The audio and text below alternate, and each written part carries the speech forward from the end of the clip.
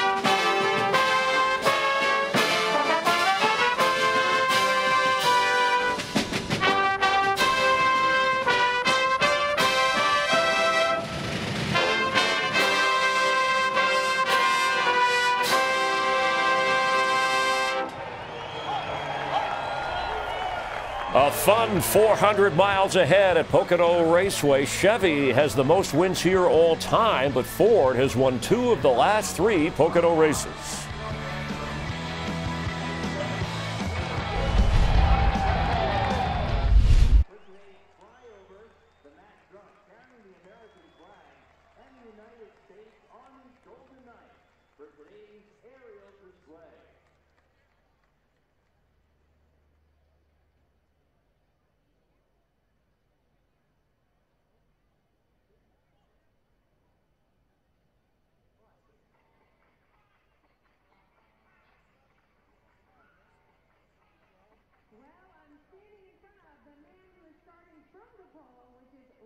Blaney, he's the defending champ from last year. So let's check out the video of last year's win.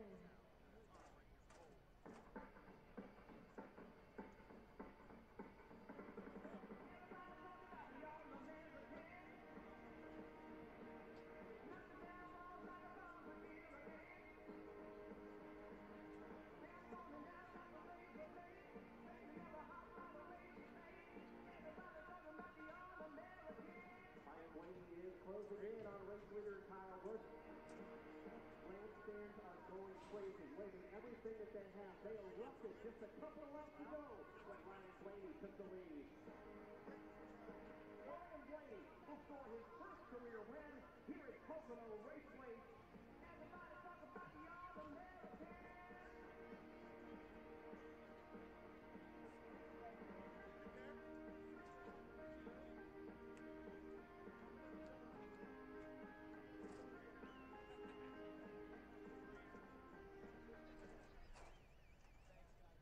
Ryan Blaney got his first Cup win here at Pocono Raceway. Last year, he's starting from the pole in today's race. As you can tell, he moved from the Wood Brothers to Team Busch this year, so we'll see if he can do it in the number 12. So starting right beside him, we have Harvick. Now, he was on fire this season.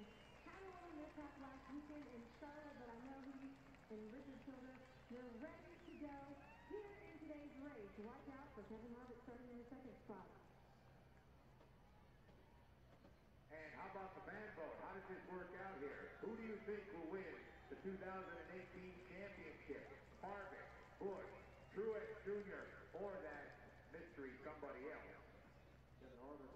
32%. Was it 30? Truex 11.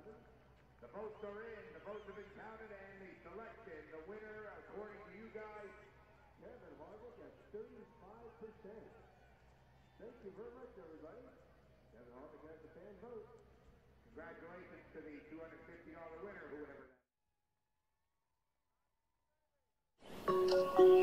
In the northeastern corner of Pennsylvania lies a 2,400 square mile stretch of wooden hills and valley, so beautiful and so vast, people from every walk of life travel here to find their own little paradise. Just 2 hours outside both New York City and Philadelphia, the Poconos have become a favorite weekend getaway for metropolitan city slickers and honeymooners alike. Home to many resorts that specialize in skiing, hunting, fishing, and other outdoor sports, beauty is the first thing that meets the eye. However, deeper in the mountains lies a darker truth. Long Pond is home to an unforgiving triangle. The tricks are abundant at every turn, even if there are only 3 of them. But unlike the Bermuda, the havoc this triangle creates does not disappear. No, it keeps returning, and today it is begging for more. This is Pocono. Other triangles, the isosceles, equilateral, but this is Pocono. It was a former spinach farm. Martin Truex Jr., the defending champ from, we mentioned, New Jersey, an Eagles fan. By the way, Eagles-Giants, October 11th, Thursday, Fox NFL football from now on. And this race, 160 laps, 3 stages, 400 miles before we get ready to roll. Jamie McMurray hoping to capture his first win of the season. We have 7 championships, or I should say champions, competing in this race.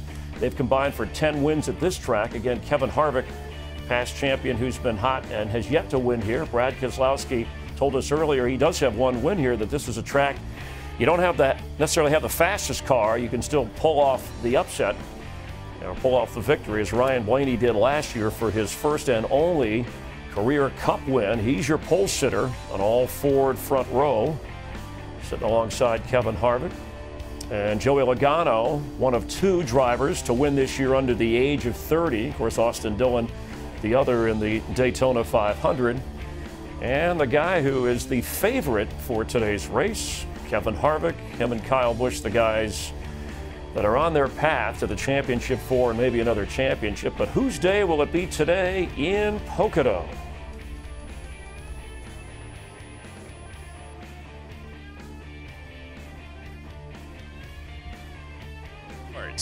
Here to give the command, please welcome our Grand Marshals.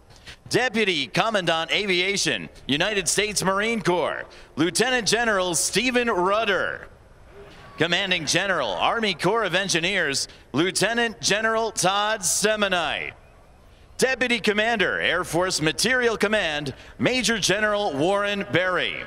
And Adjutant General, Pennsylvania National Guard, Major General Anthony Corelli.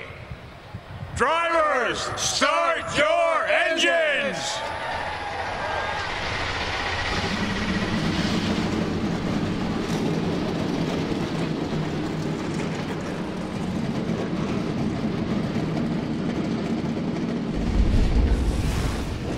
Who can triumph over the tricky triangle? Ryan Blaney got his first win here. Can he get his second in the same place? Martin Truex wants to make a triangle out of the favorites. Currently, it's a twosome. And what Harvick and Busch have done hasn't been done since 1974, when Cale Yarborough and Richard Petty combined for 9 early season wins. Will one of them pull through today? Well, anything's possible because we are in the Pocono zone. In the mid-'60s, a group of Philadelphia investors bought this spinach farm in anticipation of casino gambling, which didn't come.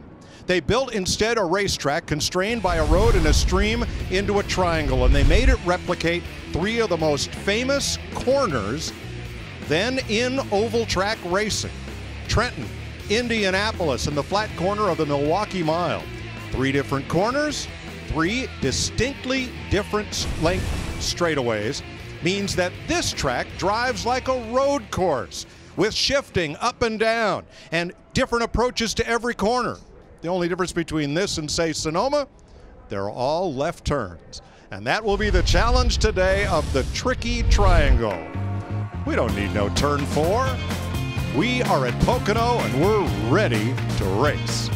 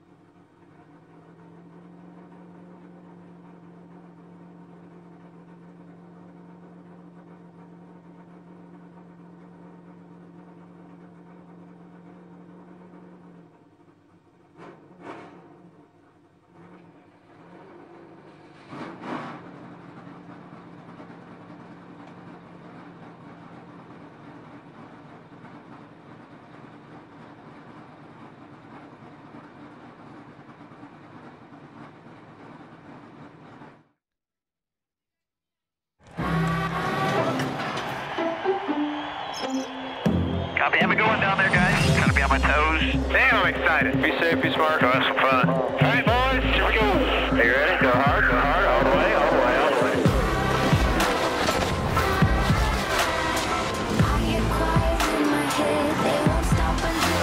Keep coming, come on, come on, come on. You're clear? Hell yeah, you the man.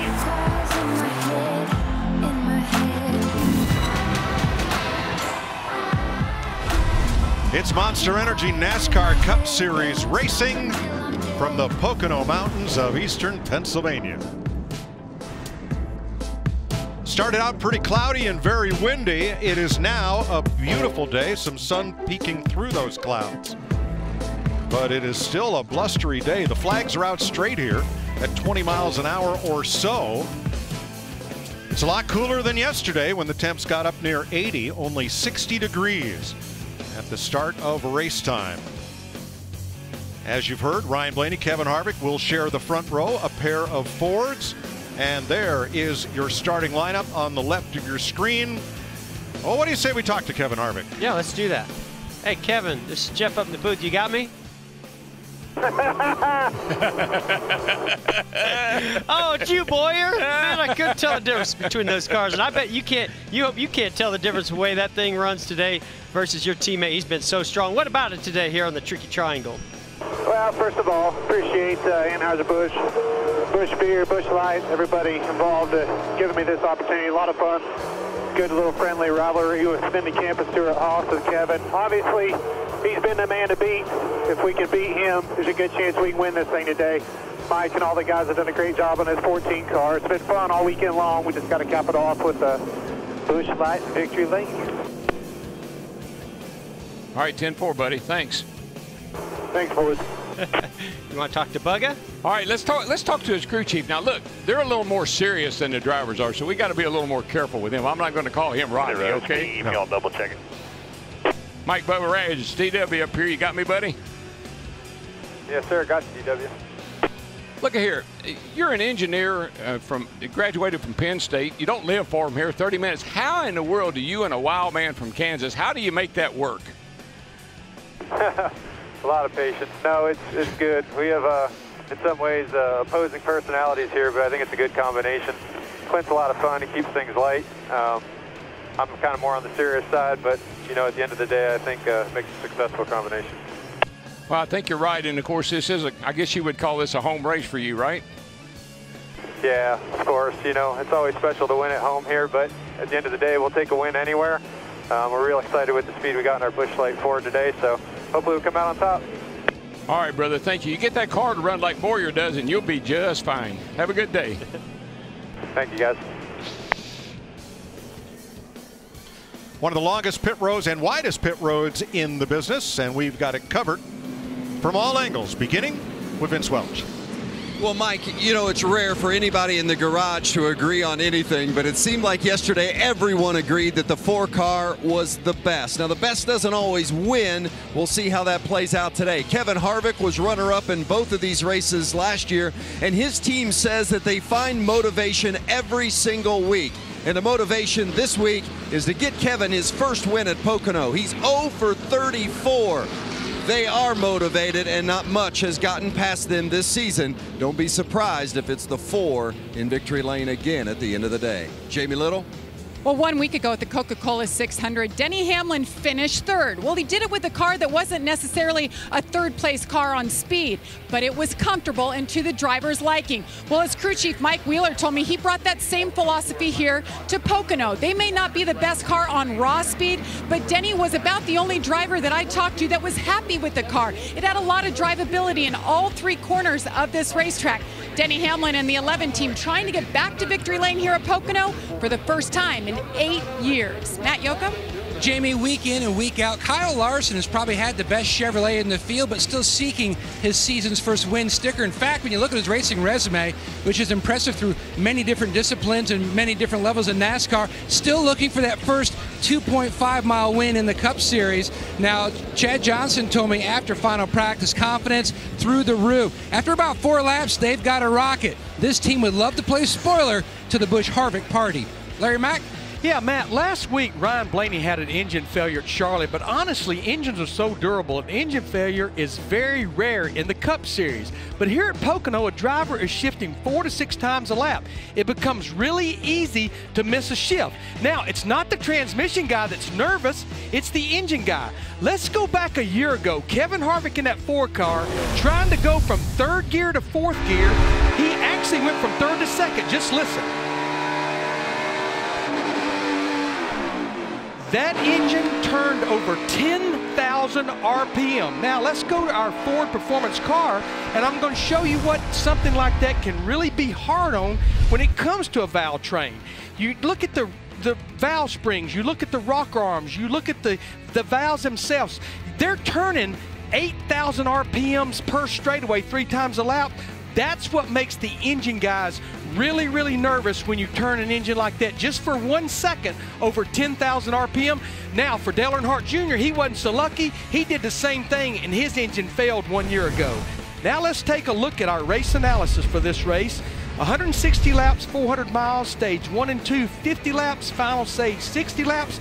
Pit road speed 55. Pay attention to that fuel window. Very important today.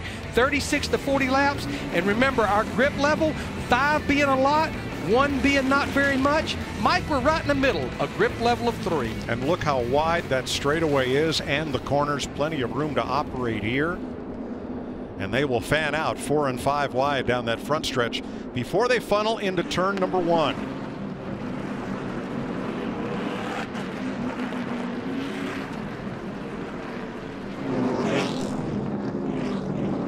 Three different straightaways, 3 different turns, and with 38 drivers in the field, there are likely 38 different approaches.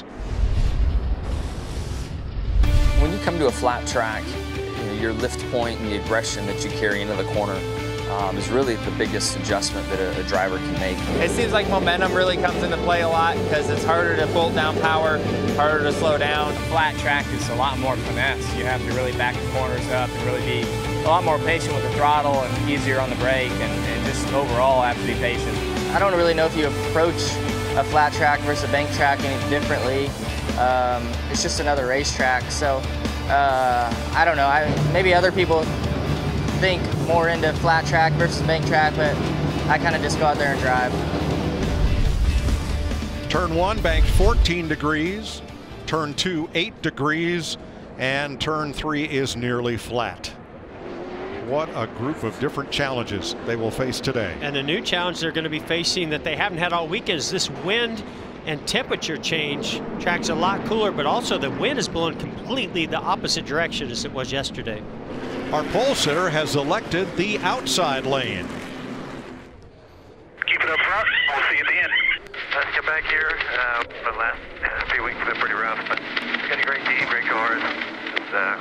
Got to get on a roll here, so no better place to start than today. Good luck down there and be safe. See you in the day. So, Mike, let's watch the flag. Everybody watch the flag. You see the green flag come out?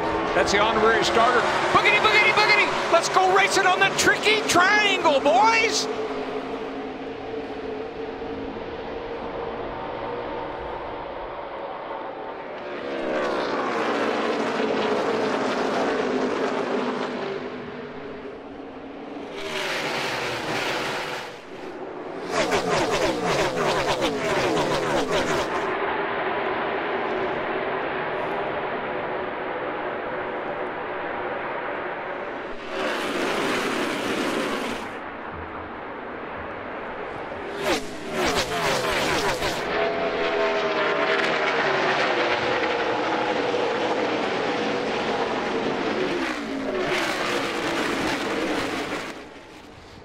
Off turn 3, pole sitter Ryan Blaney with a sizable lead over Kevin Harvick, Martin Truex, Kyle Busch, Jamie McMurray.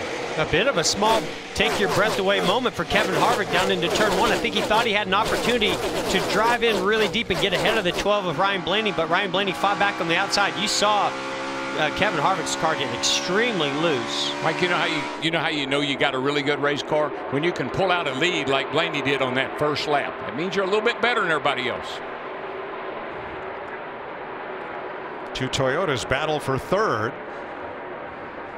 And back at 11th, Denny Hamlin being passed by Jimmy Johnson.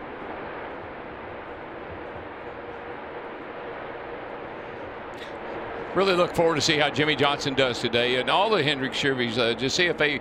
We think last week they had a little different engine package. We think their cars are a little bit better today. We'll find out for sure. Well, there's Hendrick teammate 3 wide in the middle. Remember that 21 car with Menard at the wheel? That's the car that won this race last year. One of the Wood brothers' car could be a factor before the day's over. Yep, Ryan Blaney was at the wheel. He led only the last 10 laps of that race, but he led the most important one.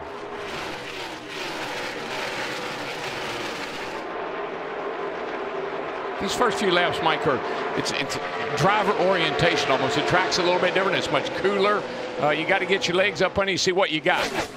Here comes Harvick with a mirror full of Kyle Busch, closing right up on our leader. Yeah, now Ryan Blaney has a mirror full of both Kyle Busch and Kevin Harvick. Well, Blaney was able to fight these guys off last year here, and that was at the end of the race. I know it's early.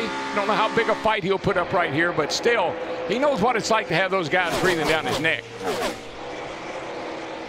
Now, again, I talked about that wind change. Now it's a headwind all the way down the front straightaway, and you saw how the 4 of Kevin Harvick was really able to use that headwind on the 12 car of Ryan Blaney and get a better draft than we normally see down this long front straightaway. I thought he was going to be able to actually pull up alongside of Blaney going into turn 1. You know, Mike, Jeremy Boland's the crew chief on that 12 car, and you take Blaney, you put those two together, they bring a little something from the 21 they won with here last year. You might have a car that can get the job done today. Here goes Kyle Busch to the inside. He makes the pass for second on Harvick at a difficult point on the racetrack, right in the middle of that flat turn number 3. Matt.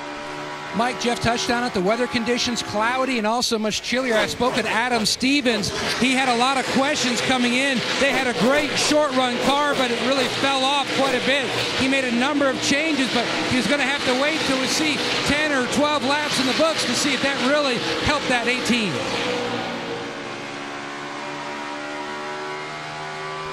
It's an impressive pass by Kyle Busch. That's a difficult pass to make, coming through the tunnel turn and getting enough momentum, especially on a guy like Kevin Harvick, to dive inside into turn 3 and complete that pass. I just wonder if the 4 car had some kind of an issue getting through that tunnel turn the lap before. I can tell you one thing. We call that the short shoot. You know how fast they go across there? 190 miles an hour. That's a short time in the short shoot. It is.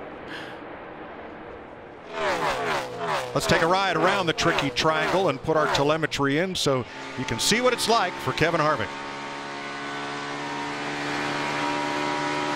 Now, yesterday we saw 205 into the corner. Despite the headwind, we're pretty close onto that now. Right on it. That's good race pace.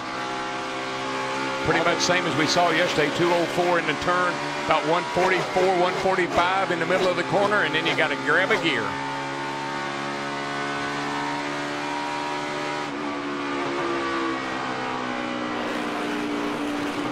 See, Kevin Harvick chose not to downshift through the tunnel turn. I think that may have had something to do with how Kyle Busch was able to get a run on him. Now he goes down to 3rd gear in turn 3. Mike, if you should have decided to shift at each turn, you will shift 900 times today. 6 times a lap. Vince? Yeah, Kevin Harvick, the one thing that they focused on yesterday in that final practice was the longer run versus the shorter run. They were happy with their fire-off speed, but really this 4 car is best over the long haul. So they're not sweating the fact that Kyle Busch passed them for 2nd place there. But keep an eye on how this car of the Kevin Harvick might come alive the further they run into this stage. I think that's really been... over the tunnel again, still in 4th gear. And I wonder, Jeff, if you're in a fairly tight group, single file, and you're not going to make a pass or pull up to the bumper of the car ahead, is there still an advantage to shifting there? Well, the advantage of not shifting there is it doesn't upset the car. You don't have to slow the car down as much, and it changes the balance of the car. So I don't know if he just tried to carry a little bit too much speed in that tunnel one time, and that's what lost his momentum. The 18 got by him. There's a battle at the 42 of Larson, Jimmy Johnson. I think Larson's going to be a guy you're going to see moving to the front. He was pretty much the 2nd best car in the averages yesterday in practice. About 4 laps ago, Jimmy passed Kyle, so this is a retake of the position by Larson. Here's turn 3. Carries a lot of speed, gets to the rear bumper. Jimmy, you can see Jimmy goes up the racetrack a little bit, maybe a little bit loose this stage of the race. You know what I love, Mike? I love how flat the cars stay. We're on a flat track, but still the cars don't roll over. That left front doesn't rear up in the air. That car stays perfectly flat. We got a battle here for the lead. Well, we might have a battle for 2nd too. Yeah, Kevin Harvick's almost going to take advantage of Kyle Busch not completing that pass or getting alongside the 12 of Blaney. That's where the 4 has been so good most every week. The long run, the car just gets a little better all the way through. And to me, this is the battle I've been waiting for all season long. Kyle Busch, Kevin Harvick, and Mark Truex Jr. right there. Well, they got the spoiler kind of running in front of them right now, the 12 of Blaney, young man. But you know, for his limited years, Ryan Blaney has the coolness of his dad behind the wheel.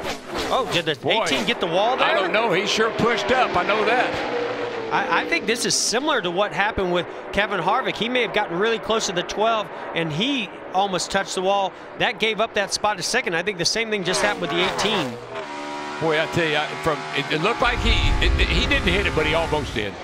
Mighty, mighty close right here. He's up out of the groove. Yes, sir. Yeah, he just had to check up. There's Kevin Harvick's view. Or excuse me, Ryan Blaney's view of that.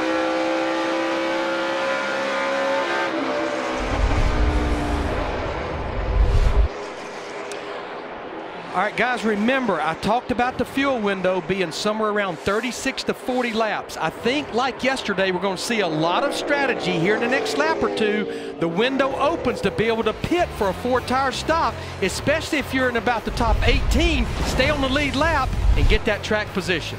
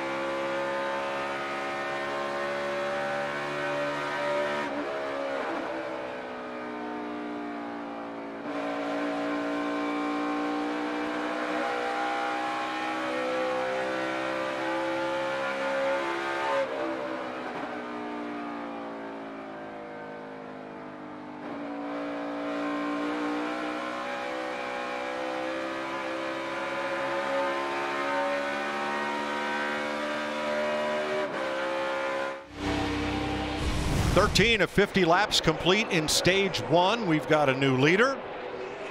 Kevin Harvick. Here's the second place battle. Martin Truex and Kyle Busch trying to take advantage of Ryan Blaney here. Yeah, Ryan's pretty good down in turn 1, even though Kyle Busch is going to get alongside him. Once you get alongside that position, that inside position, almost guarantees the pass in the next corner.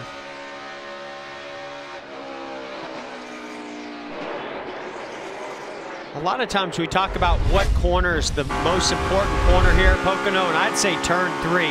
This is coming off of turn 3. Kevin Harvick gets a great run to get alongside Ryan Blaney and complete this pass as he gets to turn 1. And Mike, that 12 car, short run car, pretty good. Looks like not so good on the long run, and the Ford's always good on the long run. Vince? Well, the 12 of Ryan Blaney, who led those first 11 laps, says the car's just a little too free everywhere, especially in. A little too free in at turns 1, 2, and 3, and a little too tight off.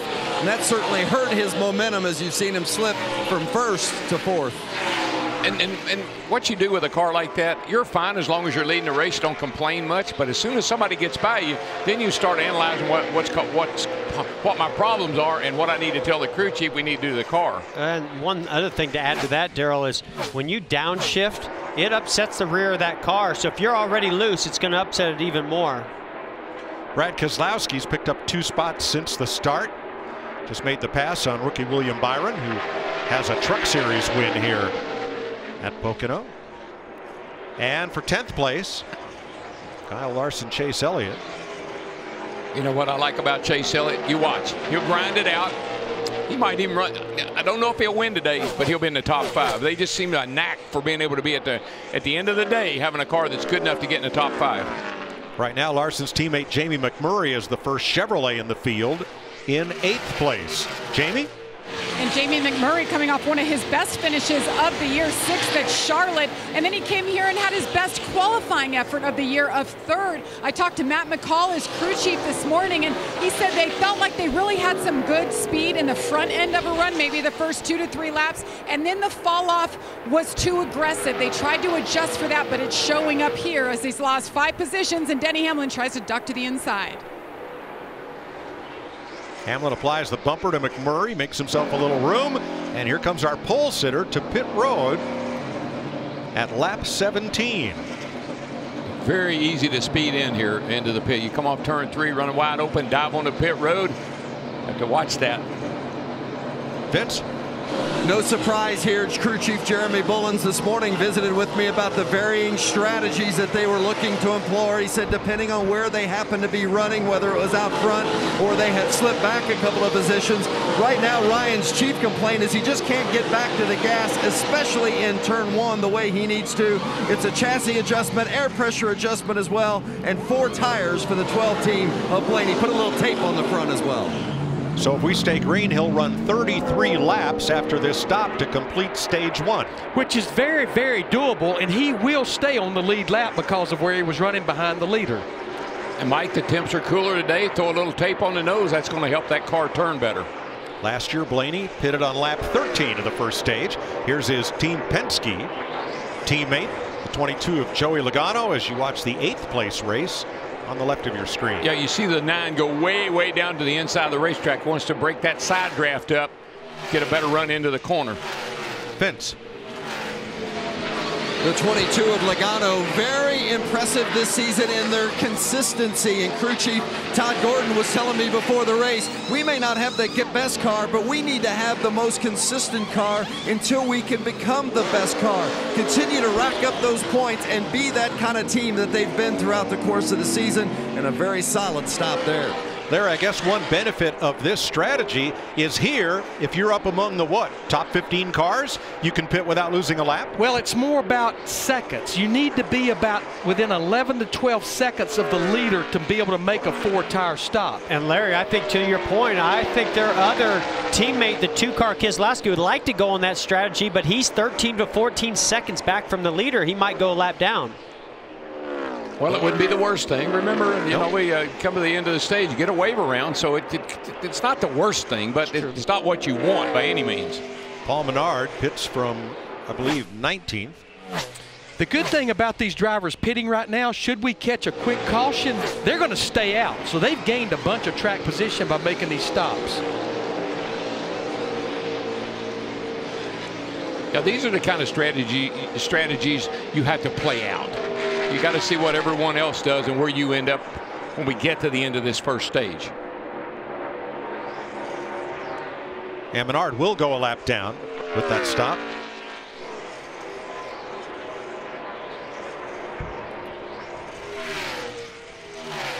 So Harvick with 1.2 seconds on Martin Truex, another second on Kyle Busch. This is Bubba Wallace wearing our Fox visor cam.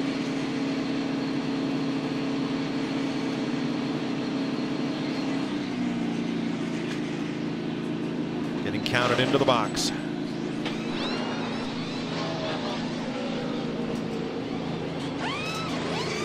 Chassis adjustment right rear. 4 new Goodyear tires and a tank of Sunoco race fuel.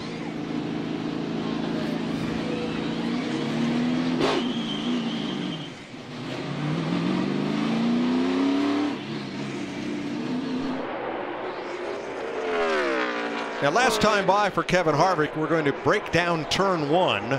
Terminal velocity at the end of the straightaway.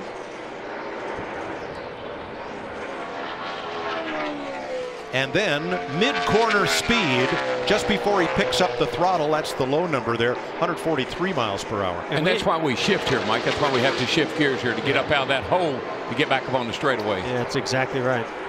Jamie? Well, you saw a problem there on the right front of Jamie McMurray. Matt McCall told me he needs more consistency from this pit crew.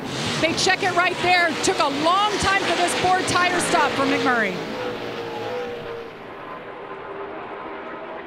This was McMurray's pit road entry. We're coming in hot. Yes, we are. This pit road is so inviting because you have such a long straight shot. All you have to do is get in there and get hard on the brakes and get that downshift done. Of course, I say that, and I'm one of the ones that spun out doing it. Yeah, but you're already in third gear, Mike. So you come off that corner in third gear running hard. You got to you got to get that thing in second gear and get it wound up at that mark.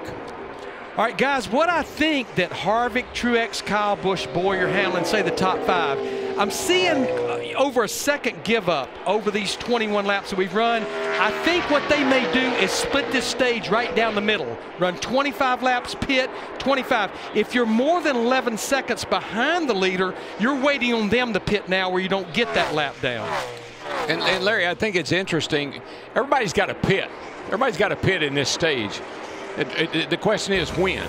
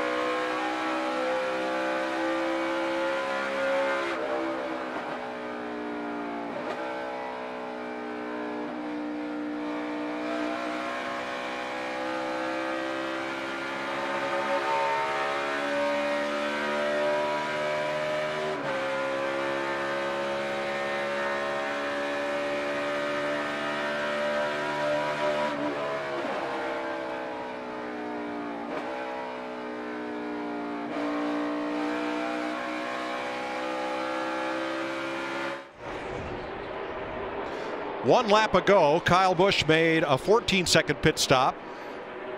Here are the other two leaders in. They waited just one more lap as Kyle gets a lap or two benefit of those fresh tires against Harvick and Truex. Vince.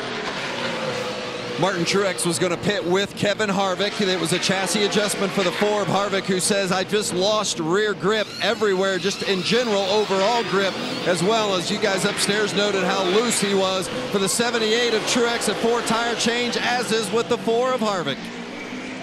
In and out together. Burger. I was thinking that. I know. So Jimmy Johnson is the new race leader coming to turn 3. Jimmy Johnson's going to lead a lap? For the first time this year? I think that's the first one he's led this year. Well, no, not exactly. Oh, well. How about under green? I was so excited. And so is he.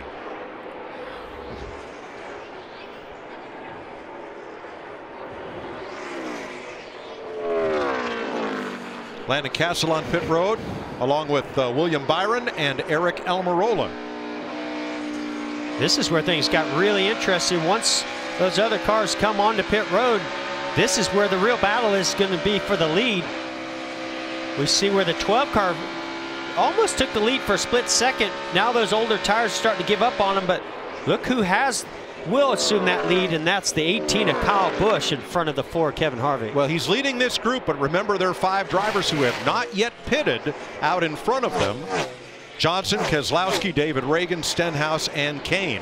Mike, I was right. The 48, that's the first laps he's led. And you were this year rightfully excited. I was. We all were, as in, gosh, it's about time. It's about time.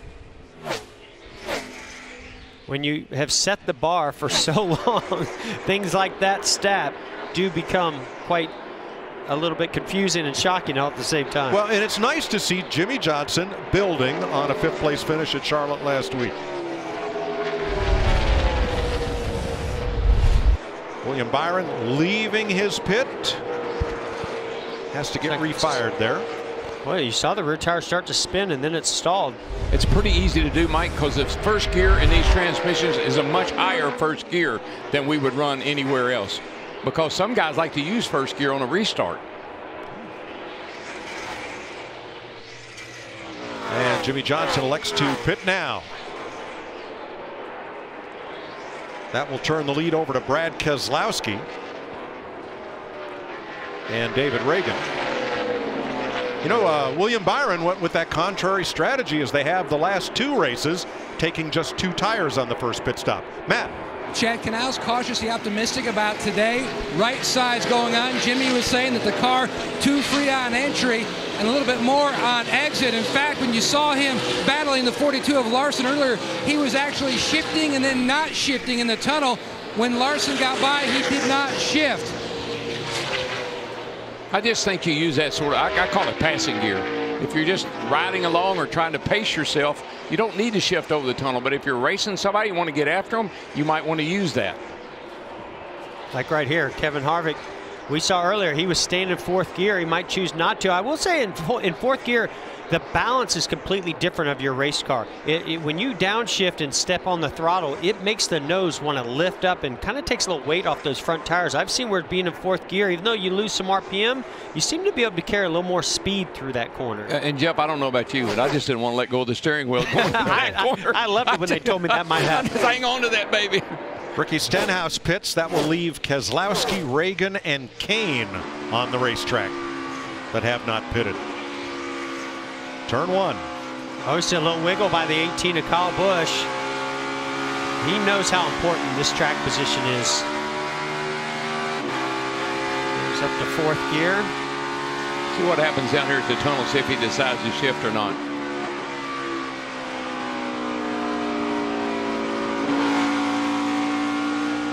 I don't believe he did. No, I don't think he did. No. And didn't give up much, but boy, that exit of the tunnel turn, when you get out close to that, well, I mean, you're committed. You just have to ride that thing out up off that corner, I'll bet. Well, and as a driver, that's what you have to do, is find that perfect place to just go wide open where you're just going to carry the tires right to the wall. David Reagan will pit and give up 5th place, leaving just Brad Keselowski and Casey Kane on the racetrack.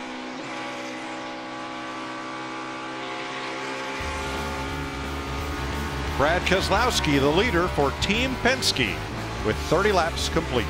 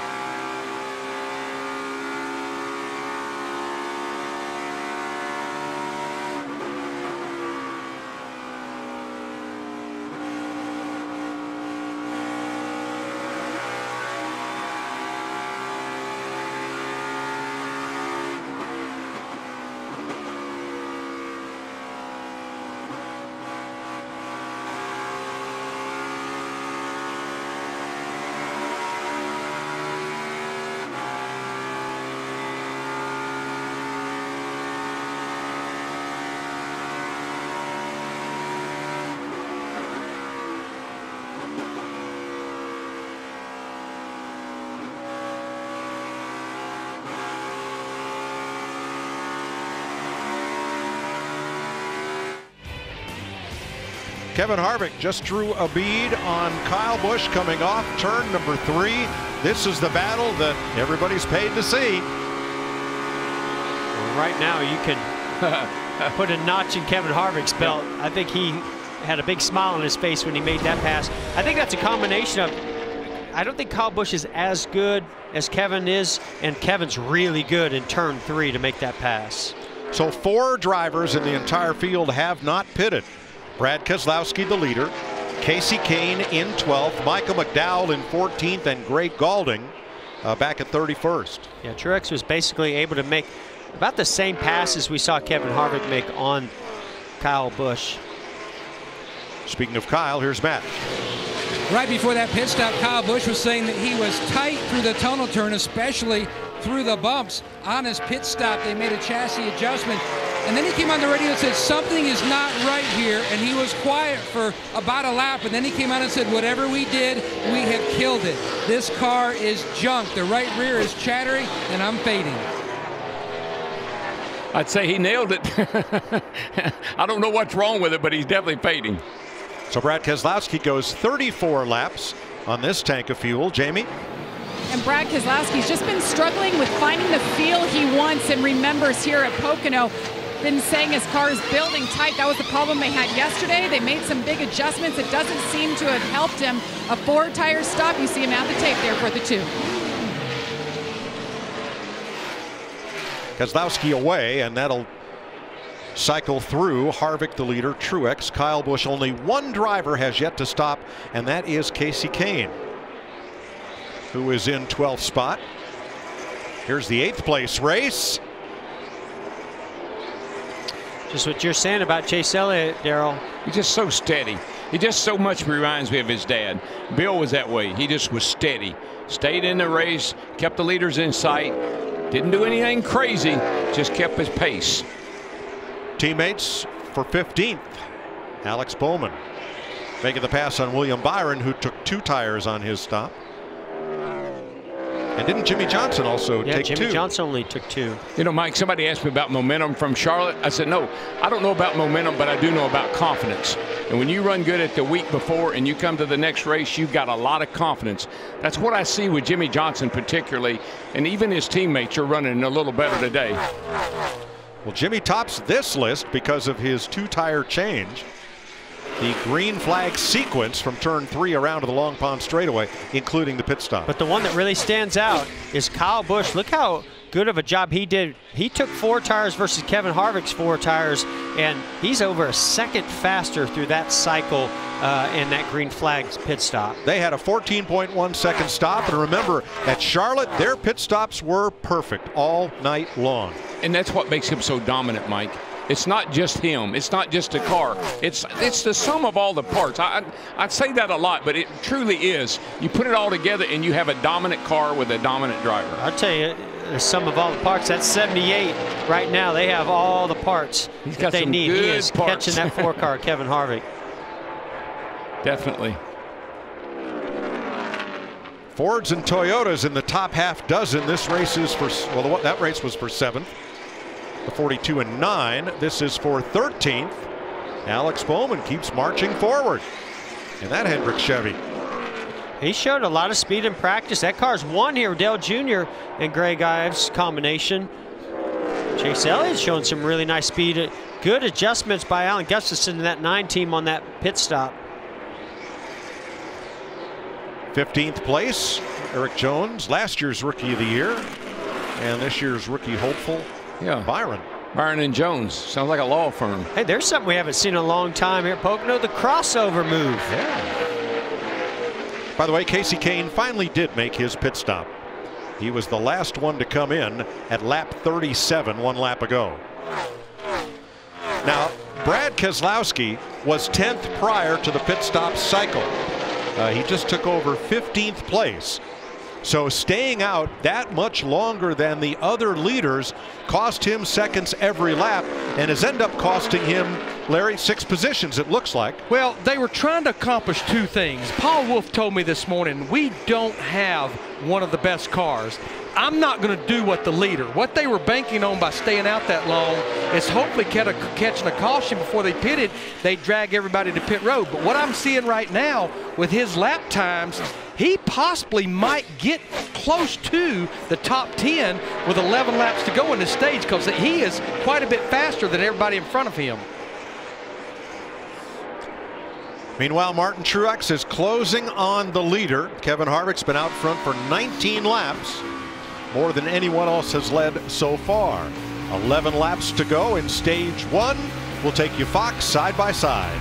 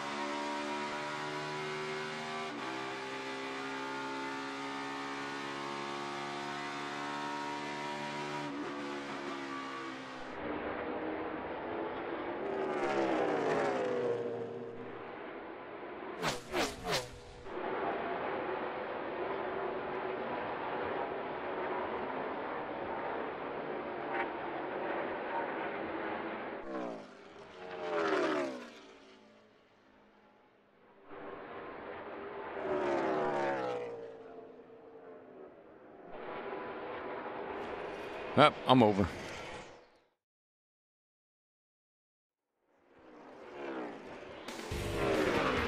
The leader has company. Kevin Harvick has Martin Truex in his wake as they lap past Chris Buescher in the 37. Ooh. Whoa. Boy, that was a bit pushy loose right there with the 78 as he went by Buescher. Who, by the way, Buescher has a win here. Yep. Vince? Well, the 78 of Martin Truex Jr., this was a very confident team at the end of practice yesterday. Martin was very pleased with their car. Not surprised to see them running up front and challenging Kevin Harvick. And right now, 78 a little better on entry than Harvick. And Kevin's team just told him that Harvick's a little better on exit. So one's gaining on entry, one's gaining on exit. And we'll see if one can gain a little more than the other and maybe make a lead swap.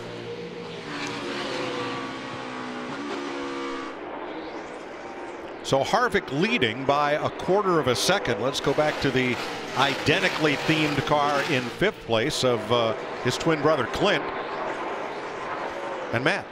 Bugger Ravage trying to fix the balance of the Ford team that has been a little bit more on the free side, while the driver, Clint Boyer, is trying to adjust his line in the tunnel turn. His spotter, Brett Griffin, pointed out that he needed to adjust his line because that's where he was losing some time against the others. Great battle for the lead with the Ford and the 78, Mike. Power move on the outside by Martin Truex Jr. to get that run, get position on Kevin Harvick. He got a little help, though. There was he come across that tunnel turn. There was cars they had to kind of negotiate around and help the heck out of the 78. Now this is going to get really interesting down in 1 and 2, or turns 1, with Truex on the outside of the 4. 4's been a little bit loose. Yeah, he's going to have to give it up. Clear, all clear.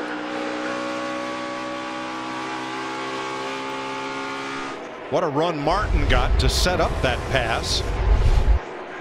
Here's a look at it. He was really in the right place at the right time. You're going to see this slow car here. I think that's the, what is that? 99. He kind of separated them a little bit, and then that just allowed 78 to have a big run. 99, by the way, is Derek Cope. Derek Cope. Yeah, and that was just so perfectly executed. I think the 78 of Martin Truex Jr., he saw that lap traffic coming up, and he just planned it perfectly. Checked up a little early, got back to the throttle really nice and early, carried a lot of speed off there, and he just had such a run. And here, somebody's got to give.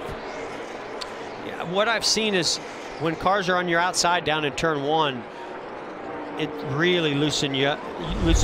We've seen that already here, or a lot of tracks in the past, but we saw even at the beginning when they dropped the green, the 4, Kevin Harvick getting really loose down in turn 1. Yeah, you just don't want to go on the, you don't want somebody on your outside. It's going to suck you around. You're either going to get in them or you're going to lose a lot of time.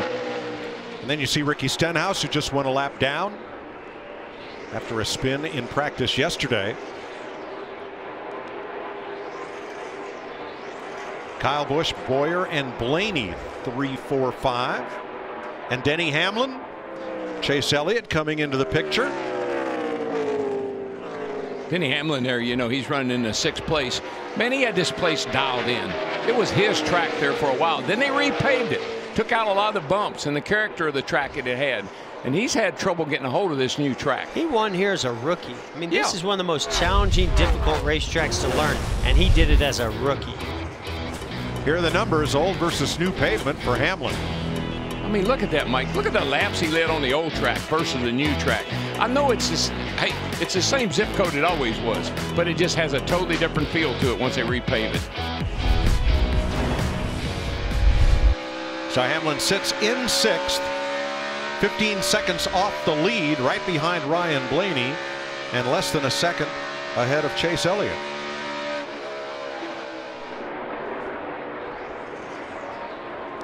Matt Kenseth up to the outside of Kevin Harvick now.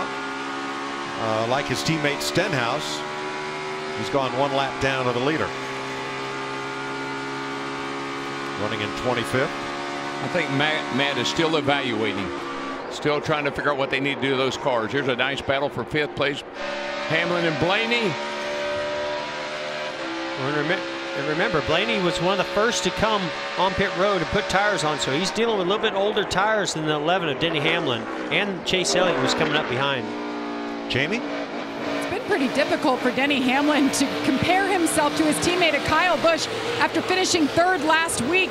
He was frustrated that they couldn't run that same pace as the 18 and even the 78. They went to the drawing board here this weekend. Denny did his homework with that SMT input that they get, where they can basically watch where the lines are that his teammates are running, trying to be better. And they brought a setup that was built for a lot of drivability. So the car has been comfortable today, saying just building a little bit tight, but he's just been hanging there in 6th.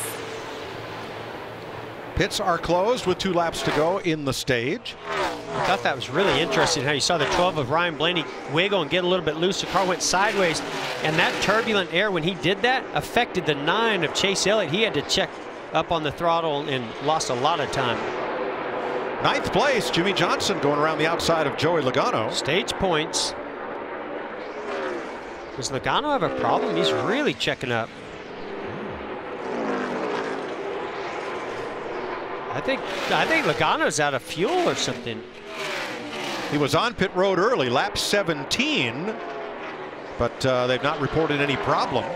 I thought he was, I'm like Jeff, I thought he was slowing way down, but he seems to be able to maintain fairly good speed. I'm not sure they're not a problem though.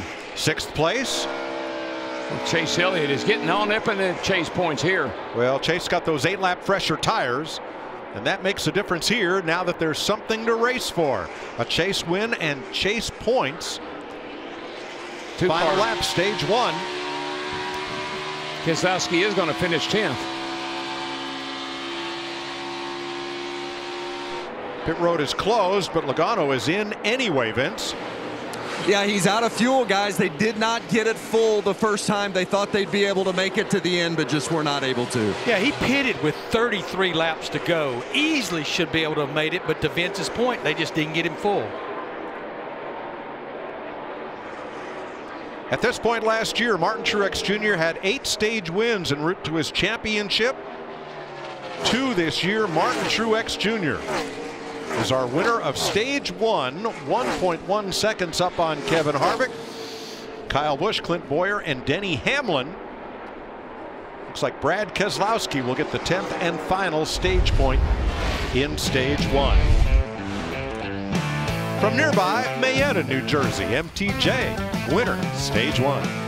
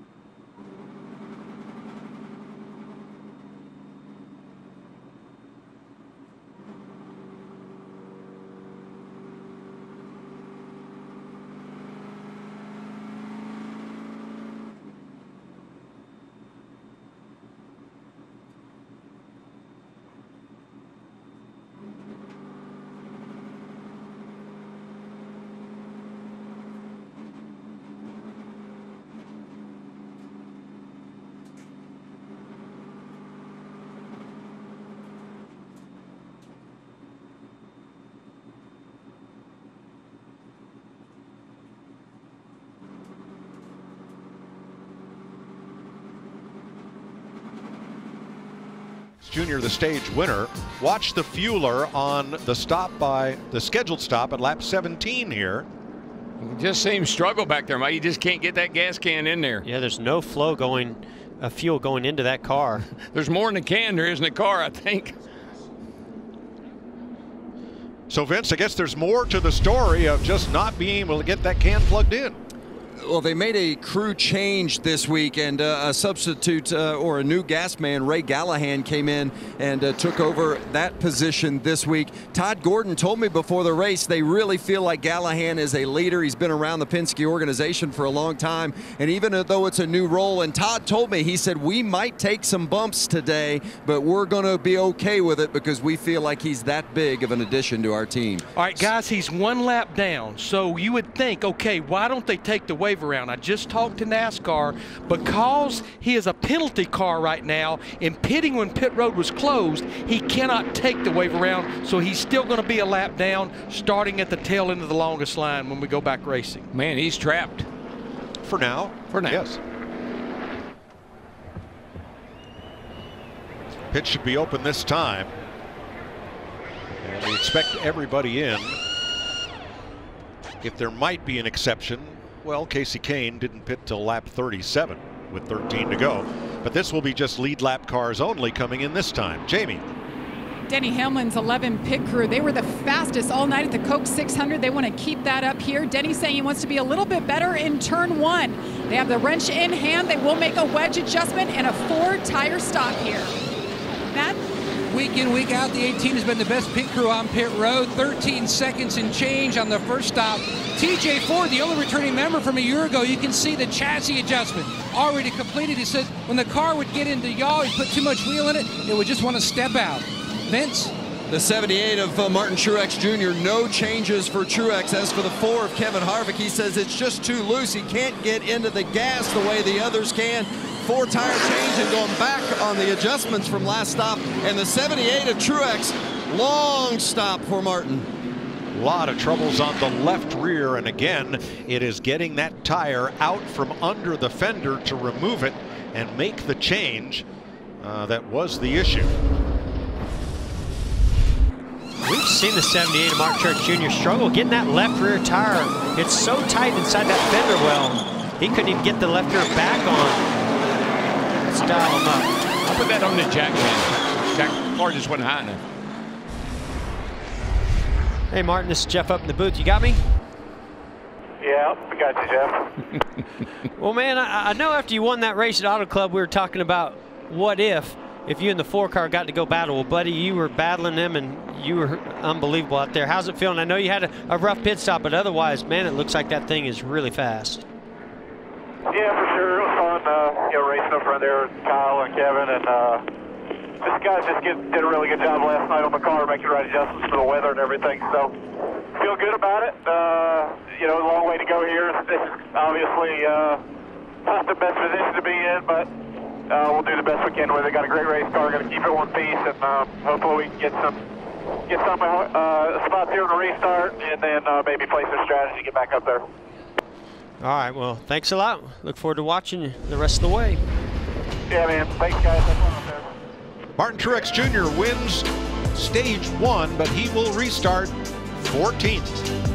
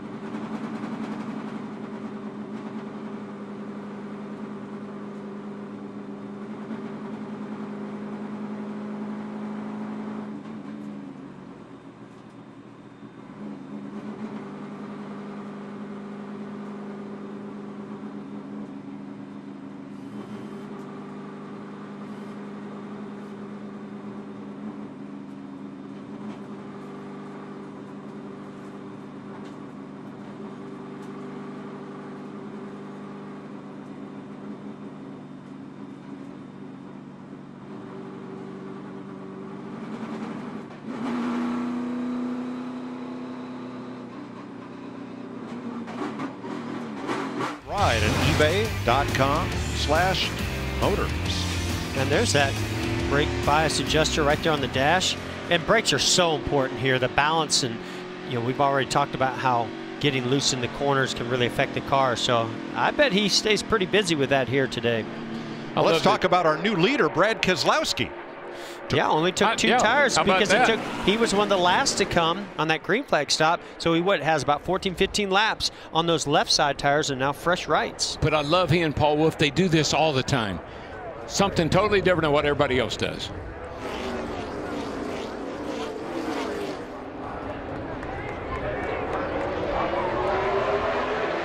Back under green. Stage 2.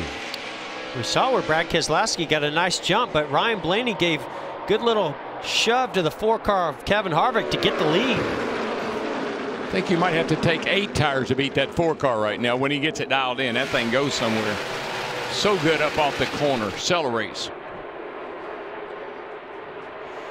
See Clint Boyer drafting with the 18 and Kyle Busch trying to get ahead of the 12 of Ryan Blaney to this tunnel turn. And he does it. Kurt Busch had to come in a second time. That's why he's restarted back in 25th. With all the wave arounds, we have 30 cars on the lead lap. I'll tell you, that little 9 car right there underneath the 42 of Larson, that little 9 car is looking racy today, guys.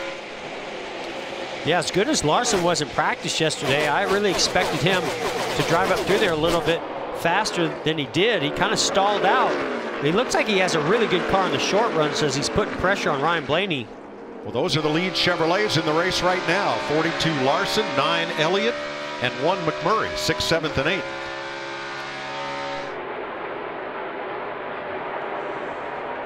Back at 11th, teammates again. Yep. And I got to give a shout out to my buddy Steve Letarte, who was a crew chief of mine. Those wins with Dale Jr. here in the 88 car were with crew chief Steve Letarte. Even though Jr. ran great with Greg Ives here, never won here with that combination. Oh, don't worry, Jeff. Steve will have the whole second half of the season to explain it all to us. Yeah. Well, he did almost cost me my life here one time because I blew a right front brake rotor, so I'm not going to give him too much. Okay. Boy, coming off turn 3, everybody gets such a run. And then what do you do when it funnels down here in turn 1? Yeah, but off turn 3, you're in 3rd gear. It's just that passing gear thing I like to refer to. You get a little nose under somebody, you can make a nice run on them down the front. This is 7th through 11th down the Long Pond straightaway, heading for turn 2, the tunnel turn. And you saw how Denny Hamlin lost that momentum. We heard a lot of drivers talk about momentum. Well, he lost it, and Jimmy Johnson almost got by him. Now Jimmy Johnson gets in the corner and gets loose. I think he did what we were talking. I think he may have shifted 3rd gear, Jeff, and it upset the car a little bit. And there's Martin Truex, who, because of a bad pit stop, has got to try to fight his way past them if he's going to get back to the front. 8th place.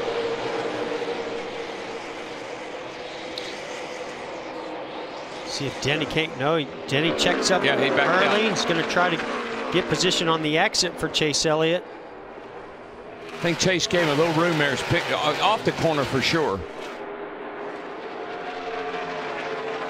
It is an uncomfortable feeling driving into that corner at 204.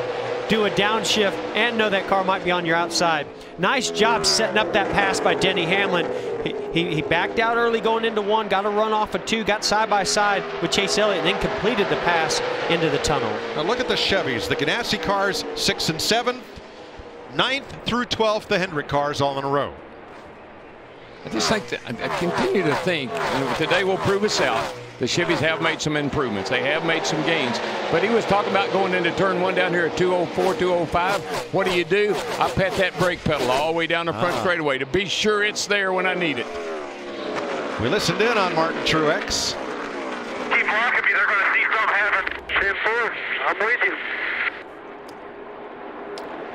Clayton Hughes, psychologist. He is Martin Truex's spotter.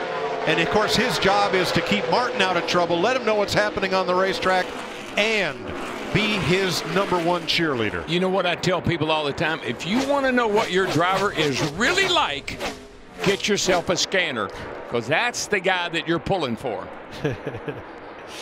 Keselowski's been doing a nice job holding on to that second place with those older tires and the right side tires on that last stop, but now we're starting to see Kyle Busch make his way up there, and there comes Bowyer coming along too.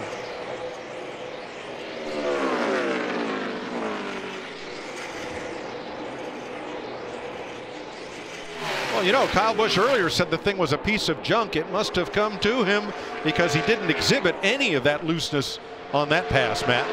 That junkyard car is certainly making some hay here up to the second position. Now, we were talking about how the car would just jump out into yaw, and they made an air pressure change. They reversed what they did the earlier stop, and also a chassis adjustment. The car that's trying to fill his mirror, the 14 of Bowyer, they're telling him, just be patient. Your car's coming on. Boy, you look at that. Now, the 4 car is picked. You know what? I think that's off the 14 car. He said, here, you carry it a while. I'm tired of carrying it. That's not the 14, is it? Oh, no. And so that the spotters can tell Harvick from Bowyer, they added an orange numeral to the roof of Bowyer's car. Otherwise, since you can't read light 3/4 of a mile away, otherwise they're pretty identical. Working lap 13 of stage 2 at Pocono. Kevin Harvick back out in front.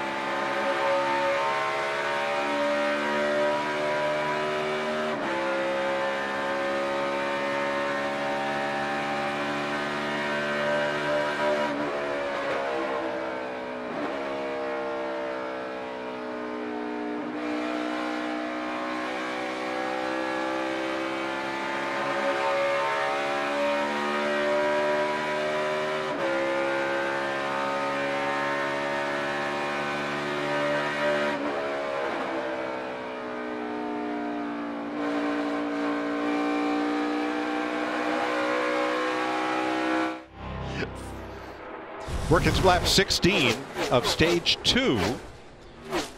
34 to go. And Brad Keselowski may be pitting from 3rd place. Well, the window is open right now. Remember, it was the Penske cars other than Keselowski that pitted in the early part of that stage 1. What's he going to do now, Larry? Take lefts? Jamie. And they did take rights. Only last time I see only 1 can of fuel ready to go for this car. As they continue to work on the right, it will be a 4-tire stop for Brad Keselowski this time around. I love this. Paul Wolfe is such a contrary. I want to see them in the championship 4 at Homestead, because whatever everybody else does, they will be different. They'll shake it up. You know what I like? They kind of run this like a road course where they have a plan that they're going to pit at certain points in the race, and they're sticking to it. You know, watching Kevin Harvick in that 4-car with the trash on the grill, the worst thing it would do if the temps start going up or the pressure starts going up, they just would have to change their strategy and go ahead and pit, because anybody that pits now, as long as they get it full, can make it to the end of stage 2. Well, I don't see any, I think it's his car. I don't see any lights flashing, and there's no panic. He looks like he's pretty happy to me. Well, he does have one other option, and that is if he begins to catch cars. He could pull up behind a lapped car, and that vacuum, that pressure differential, might be able to get that piece of trash off the grill. 8th place, Jimmy Johnson. Martin Truex, who had that bad pit stop, working his way back to the front methodically. Yeah, he's just got to be patient. He has a very good race car and one that could possibly win this race. If they can get that left rear tire on and off, they've had a lot of trouble with that this year on pit stops. If they can get that figured out, he'll work his way back up there and battle with Kevin Harvick and our leaders. It ain't that hard to figure out. Just jack it up a little higher.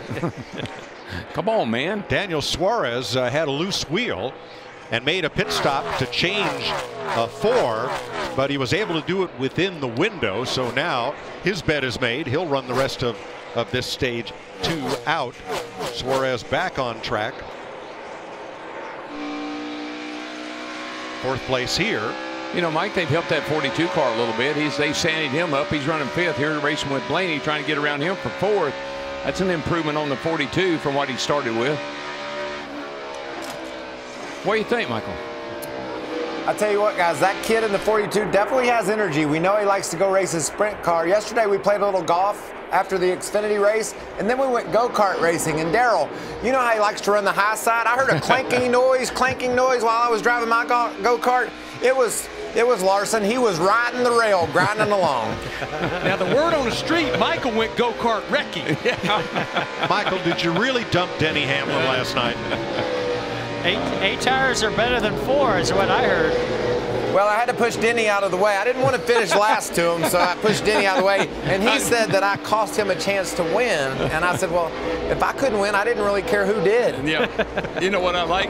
You know what I liked about that? I had to do it. A little bump and run by Jimmy Johnson to Jamie McMurray. I think we're starting to see the real Jimmy Johnson. He's starting to be a little more aggressive. Coming out of last week with a nice top 5. Oh, he got real loose there. Clipped that apron.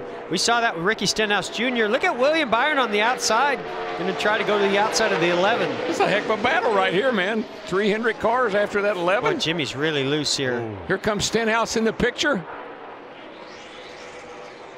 This is fun right here. This is a lot of guys racing hard right here. Now remember, Ricky Stenhouse still 1 lap down in the 17. We mentioned Daniel Suarez, who had to make an early stop. He is in the free pass position, Suarez in 24th. But this is a swarm right here, man. I mean, they're all over each other, tight racing.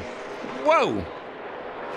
We saw where Jimmy Johnson drove into the tunnel turn the last time by, and he just got his left front tire up on that inner apron and really unloaded the car, took it sideways, and Denny Hamlin was right there ready to pounce when that happened. Yesterday we saw the 17 to Stenhouse. When he put his left sides on that little bit of apron, he spun right out in practice.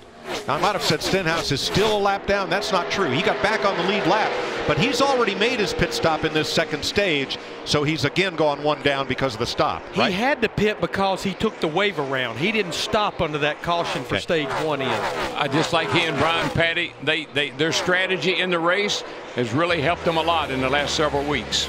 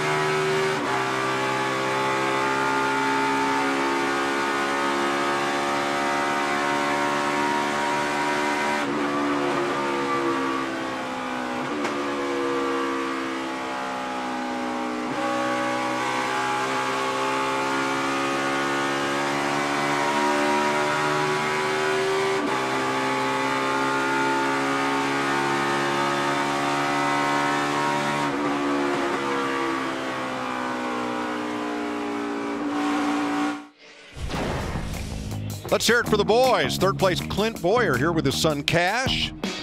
There's Brexton Busch atop the shoulders of his dad Kyle, running in second. Keelan Harvick walking his dad Kevin, our race leader, to driver introductions. You know what would make a nice Father's Day present in 2 weeks? A trophy. Yeah, baby. Like trophies, checks.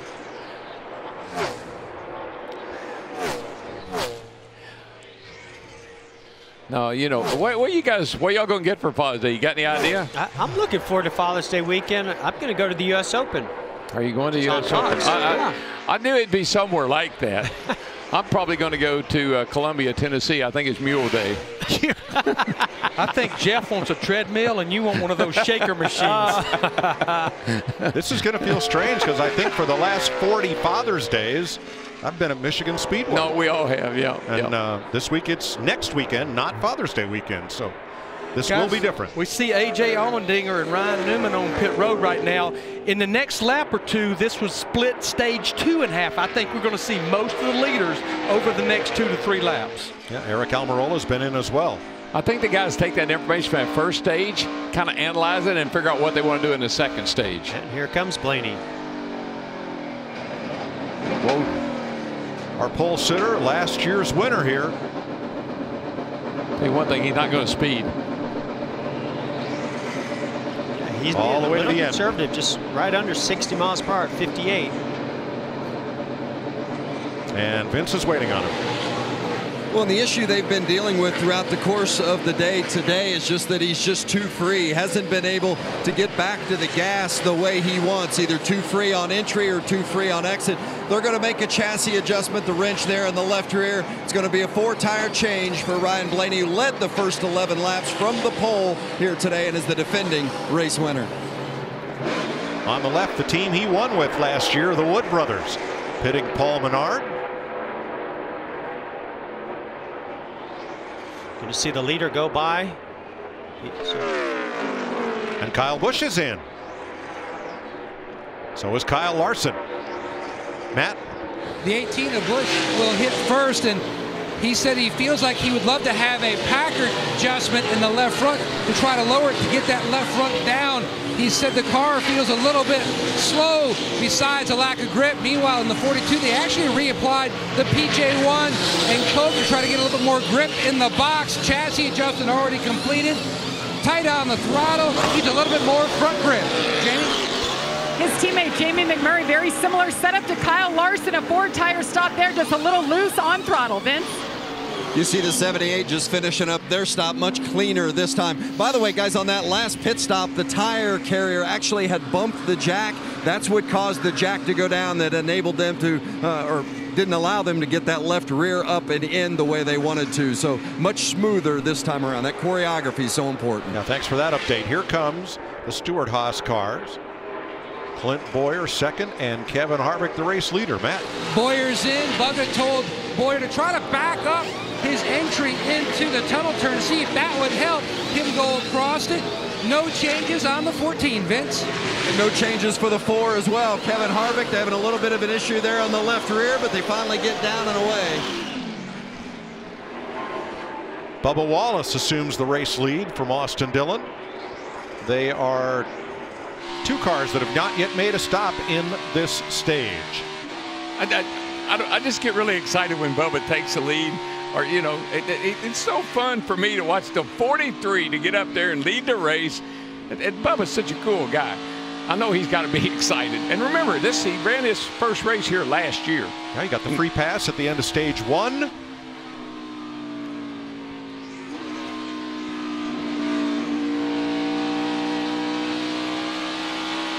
Such a cool shot to be on board this visor camera with all these drivers. Long straightaway. I mean, you get to take a drink, take a couple breaths, but boy, you better buckle up as you get down into turn 1. Tap those brakes. Be sure they're there for you. Oh, big wiggle with the steering wheel. Oh, you see that red tape? It's out of sight. And that red tape is the center line. That tells you you're going straight ahead. And here comes Marshall Dillon for the lead.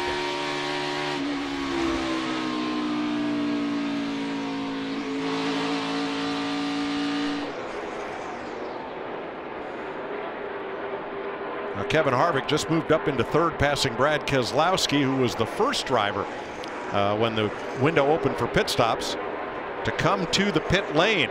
But Harvick, prior to pit stops, had a 4-second lead on Kyle Busch, and he lost 3 of those 4 seconds on pit road.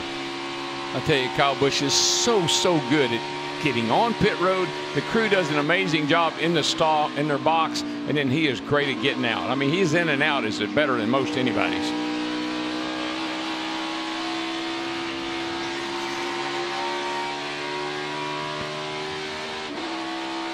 I think something else that Kyle Busch is so good at, and that's just carrying a lot of speed that lap before you come to the pits and that lap out once you leave the pits. Jamie? Austin Dillon still yet to pit. They just told him that 43 is for position. Let's stay out a little bit longer for track position. Tight off 2 has been his issue today and all weekend in practice. And by my calculations, Mike, it looks like they could go till about lap 90, so 10 more laps from now. Casey Kane on fresh tires, trying to get a lap back from them. Now here's 4th place, Kyle Busch, Brad Keselowski.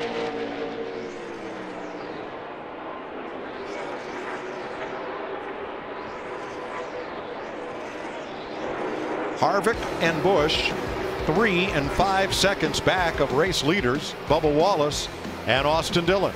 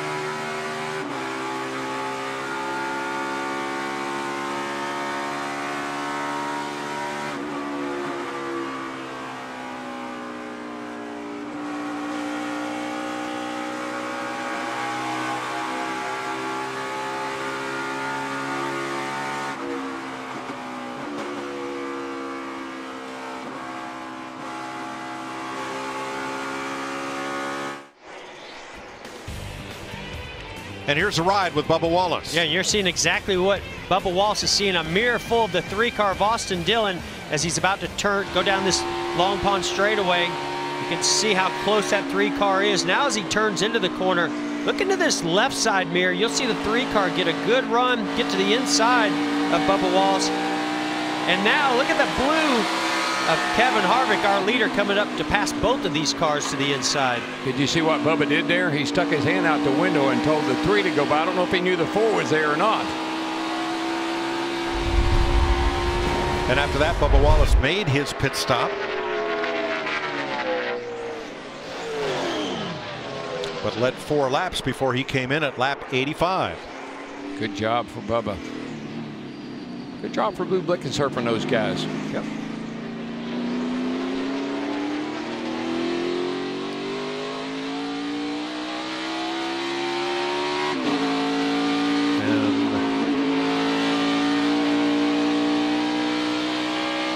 Wallace back up to speed.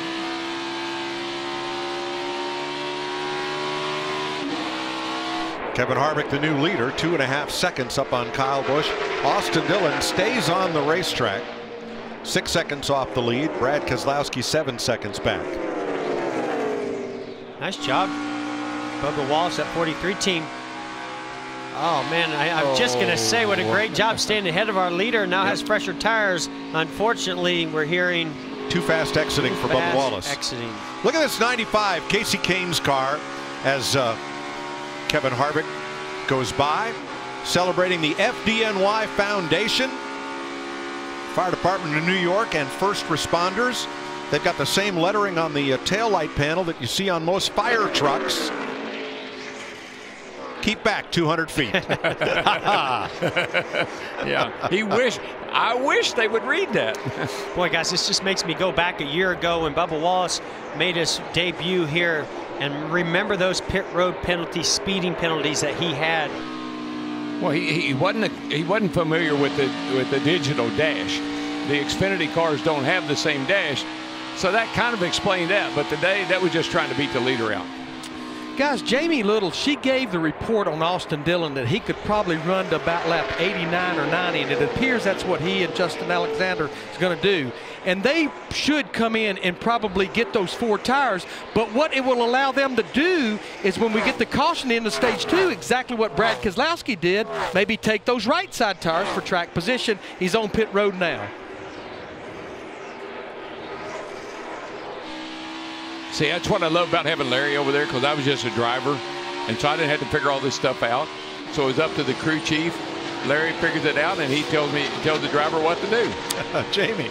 Justin Alexander, the crew chief for the 3. A 2-tire stop was the call. They even made a chassis adjustment there. They wanted to try to minimize their time on pit road, and it was a good one. Now, we rarely see the black flag with the white cross on it. Basically, that is a warning to the team and the driver that if you do not obey NASCAR's instruction, you will no longer be scored. And Bubba won't have to see that flag again. Here he comes right behind Michael McDowell. I'd say you might want to stay behind that 34 car. It seems like he might be at pit road speed. Oh, this is agonizing. This is so agonizing. This long pit road. And you got to maintain 55 miles an hour all the way down through there. You're doing 200 miles per hour on the racetrack, and then you have to go down to 60 miles per hour. It feels like you're just crawling at about 15. It is a very unique pit road. It's the widest one in the sport. Got a big frost heave around pits 10 and 11, are the result of a frost heave. So we would not be surprised to see some uncontrolled tire penalties today, just due to the undulation there and some of the slope. I think I saw where Paul Menard in the 21 car, they're pitting in that pit stall. You see that wall, how it goes up and then down. That is not an optical illusion. That is really the way that pit road angles. Third place, Brad Keselowski, Clint Boyer. I tell you, Boyer's got a good run going today, guys. I mean, that's fighting in there for third. Joey Logano is pitting. And Martin Truex, remember he had that bad pit stop. We heard the reason why. He has climbed up to 6th place. Again, yeoman's work. Just trying to get his way back to the front and doing a good job of it. Yeah, y'all put me in a hole, I'll dig us back out, and that's just what it amounts to. And this is an extremely tough place to pass on. And the track position is so important. And every time you pass a car, you abuse those tires and makes it harder to get to the next competitor ahead of that car. Gibbs Toyota's battling for position. Heck of a race right in here amongst these guys. They've been racing each other since the drop of the green flag. Passing Cole Witt back in the 72 this week.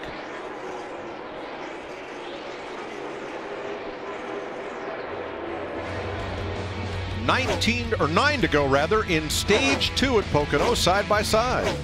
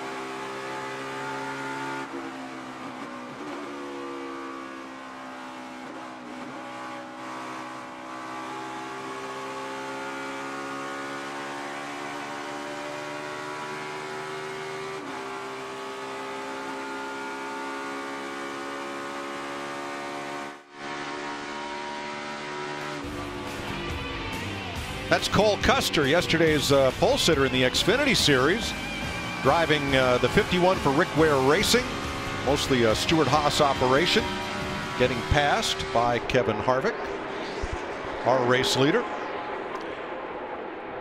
You saw a double box, that great battle, 4 cars, and Kyle Larson and Martin Truex almost have a close encounter right here. Yeah, you see Larson turn in real late. He knows he's going to try to make this move. That gets Truex really loose. And I think Martin Truex appreciated that move. Crossover move. You don't see that very often, but it sure did work there for an instant. Vince? Well, Martin Truex might be a little short on patience anyway after coming from deep in the pack after that poor pit stop where he came in first and exited 14th. Said he really burned up the tires on that run, and then this run he's even looser yet. So he was loose already when the 42 of Kyle Larson came up there and messed with him a little bit. Yeah, you know, Vince, I think that Martin Truex saying, look, I'm not having the best day in the world, and you're aggravating me. But he's done a fantastic job coming from 14th on the restart up to 4th.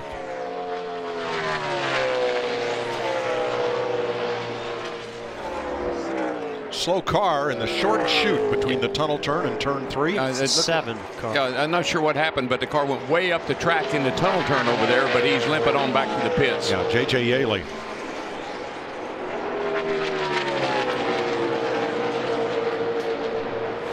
I have seen the sun come out just a little bit here, trying to break through the clouds. Not completely out, but I think that track is changing a little bit too, as we heard Vince talk about the 78, some of the things that they're dealing with adjustments. It's going to be tough to stay on top of this racetrack for that 78 team. He's in traffic, track temps going up, track's changing a little bit.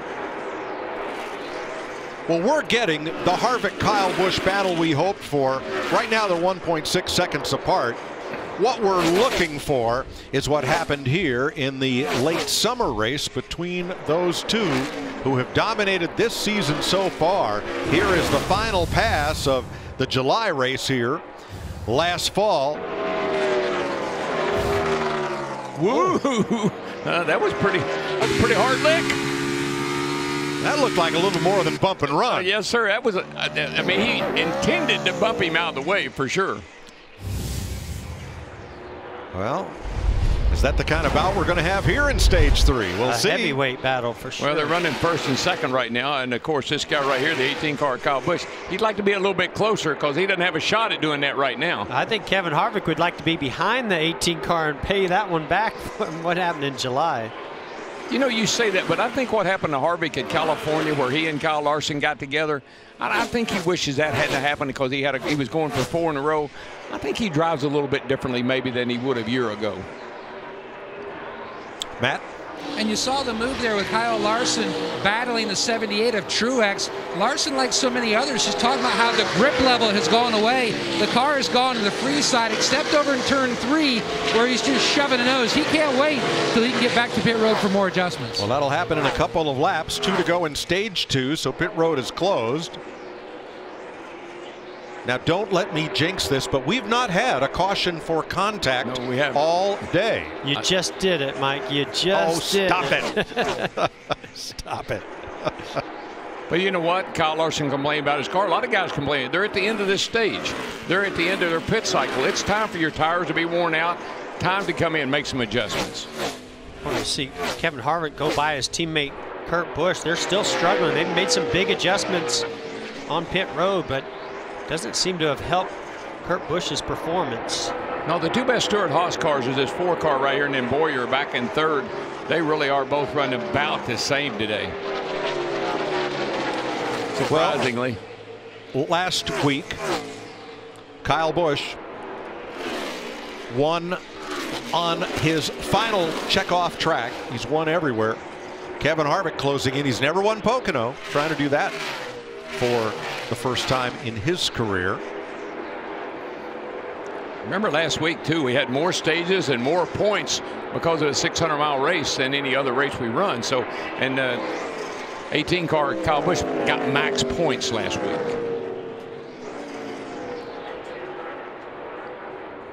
You only get 1 chance a year to win 4 stages, or win 3 stages and the race, and he did it at Charlotte. And we don't know what might have been last week. This 4 car was coming. He may have been able to get up there and give Kyle Busch some competition, but we'll never know. Kevin Harvick wins stage 2 from Kyle Busch by 2.8 seconds. 7th stage win of 2018 for the closer. Kevin Harvick, who's led the most laps of anyone today, 63.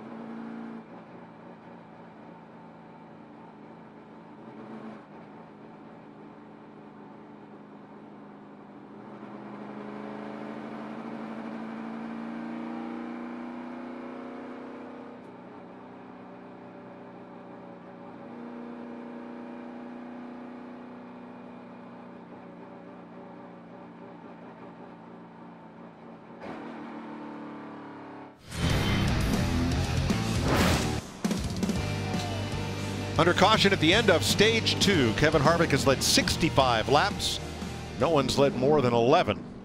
Besides the 4 car and the 4:18 battle, well, it's been a good one. In stage 1, it was Harvick second, Kyle Busch third, with Martin Truex Jr. winning the first stage. Here, Harvick and Kyle Busch 1-2 with Martin Truex fourth. Next week, come get a piece of the action at Michigan. There is the website and the phone number for your tickets to Michigan Speedway. If you like the top speed you're seeing here. Oh, baby. Woo-wee. What's the track record there? 210, something like that? I don't know, some guy, some retired Well, guy. I was going to say, do you know who holds the track record? Any idea? I think so. I could just see it now. When I was out there making that lap, you were up here going, ain't no there must way. be somebody else driving that car today. Does he have any idea how fast he's going? That car must be really good. Yeah, right. Boy, it was. It was that day. Okay, end of stage 2. Kevin Harvick's going to lead them all onto pit road, all being the 20 lead lap cars. Kurt Busch will get the free pass. Let's begin with Jamie. And Brad Keselowski just struggling with the same issues he has been all weekend. Turns 2 and 3, falls off the most. He gets tight late center, so they want to do a 4-tire stop here with an air pressure adjustment to try to help the car. Matt? And Kyle Busch at the 18, the top of your screen. At one point, he said the car was rolling over on the right front early on, but then the car really came to him. It was a majority of the run okay. Didn't really know what adjustments he would suggest to make. Meanwhile, the 14 of Boyer, no changes there as well. Just a piece of tape they're expecting to put on the grill. Vince? Well, the 4 of Kevin Harvick, no surprise since he's led better than 60% of the laps. Not bad, but it did fall off a little tight there at the end. 4 tires, air pressure adjustment. He's the first one off pit road. Well, we nearly had a 3-way crash at the end of pit road. That was close, as Harvick tried to beat them to the line and did. Austin Dillon with a 2-tire change will move up to second. Here's that race off pit road. Harvick Close. angling out right into their path. Yeah, close in a lot of ways. What do you say we dial him up? Yeah. He ought to be pretty happy now. One more look at this. All right. Yikes. Hey, Kevin Harvick, it's DW. Have you got me, buddy? I've got you there, bud. Look, I know it's going well. Everything's going good. You just won the race off pit road. Is there anything you're not happy about today? Oh, I mean, you can always find something to be better, but, you know, obviously they're doing a great job on pit road. The car has been good, just like it has every week. Everybody on our Busch Beer board just does such an awesome job of bringing cars to the racetrack. So, honored to drive them. You know, the 78 and 18 and 14 back there are pretty good. We just gotta try to get through traffic in the first part of these restarts here. That seems to be my weak point there. Well, listen, I didn't think you had a weak point. Thank you for pointing that out. We'll be watching. Good luck, buddy. 10-4. Thank you, guys. Kevin Harvick wins stage 2 and is first off pit road.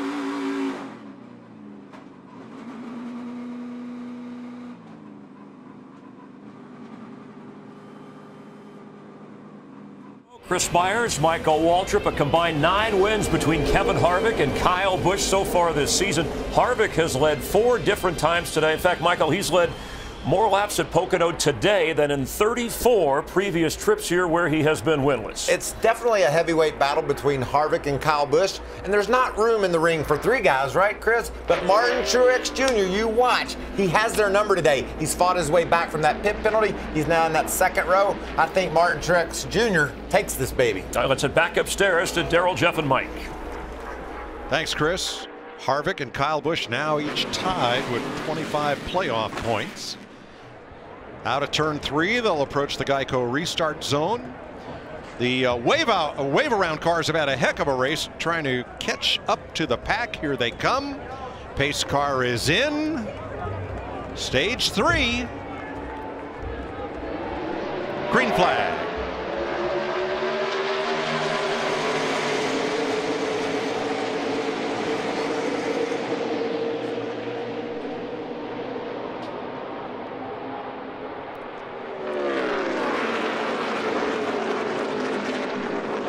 Oh, the 3 slid up in front of Martin Truex Jr. Going to block that momentum run he had. I think it's going. That 78 car is pretty fast right now. He gets back up there to the front. Oh, look at Larson trying to take him 3 wide. And he's going to do it. Wow. I love Larson. He never gives up. He's tenacious. Reminds me of Cale Yarborough in so many ways. Well, that was a hold your breath move, because one place I would not want to be 3 wide here is entering that tunnel turn. It didn't bother Kyle Larson a bit. Nope, it didn't. I think it shocked Martin Truex Jr. I don't think he saw that coming at all. Yeah, I don't think Truex wanted his 4 car to get away like this. He would like to have stayed in contact with him if he could have. Ooh, teammates trying to push one another. About turn to 88 of Bowman. Johnson, Bowman, Dillon, 3 wide heading for turn 1.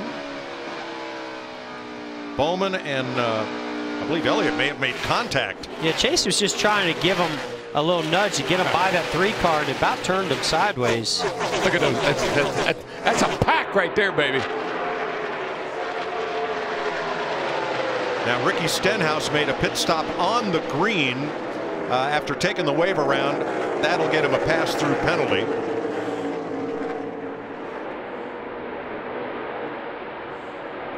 Yeah, if he had just waited a lap, he'd have been okay. Got to cross that start-finish line on the track.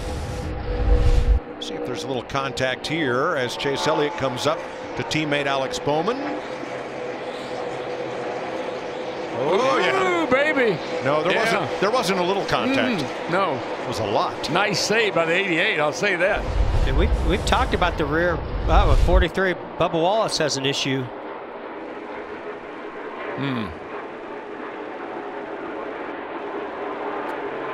Well, I don't think he's going to make it back. Shoot, trying to make it back to pit road. If he's not under power, I don't see how he's going to make it back.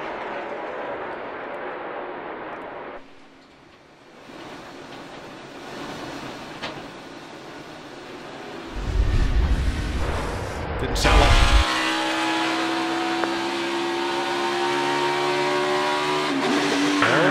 That's exactly what we heard Kevin Harvick do here a year ago, from 3rd gear down to 2nd gear. And guys, remember at the top of the show, I talked about that being an engine guy's nightmare. You think it's hard on the transmission, and it is, but what really takes the hit is the engine. When it almost sounded to me like the transmission took a big hit there. I think it broke the transmission. 88 on pit road, Jamie. And Alex Bowman was running in the top 10. You saw the damage there. He said something is wrong with the 88. They just brought it in, a 4-tire stop. Vince? Well, the 78 of Martin Truex says he feels a vibration, and he also feels like his brake pedal's not where he wants it, or feels odd. He said the team told him that they did confirm that all the wheels are on tight, so certainly keeping an eye on this situation in regards to the 78, which has been one of the fastest cars today. Now, Bubba Wallace did make it to pit road, coasting slowly toward, I believe, the garage. Matt? You heard the noise and the aftermath later. It's not leaking any fluid, but they've lost the engine in the 43. He's going to the garage if he can make it there.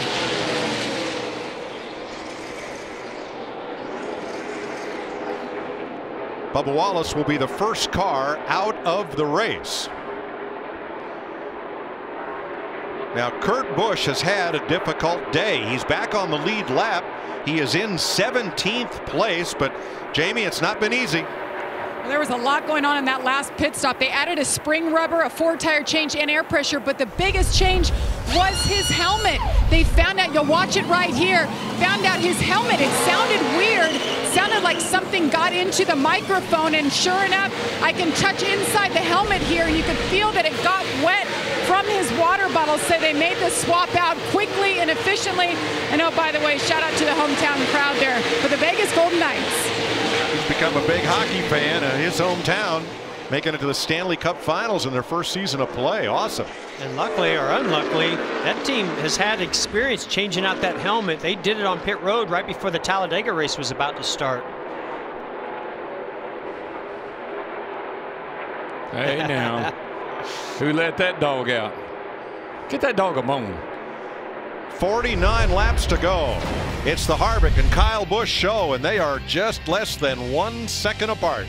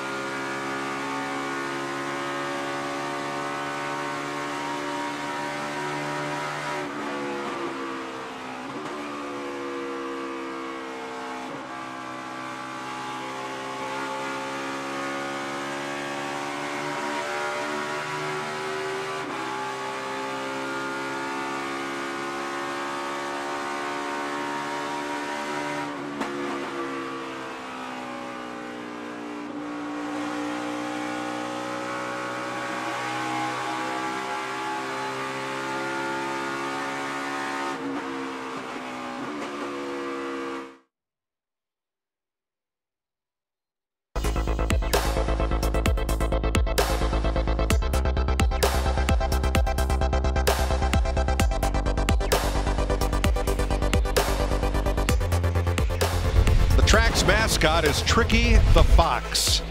The Tricky Triangle of Pocono has challenged drivers and teams today. 45 laps to go, caution free but for the 2-stage endings, and only one car out of the race, Bubba Wallace, who missed a shift, engine trouble. Kevin Harvick, your leader, by 1.2 seconds over Kyle Busch.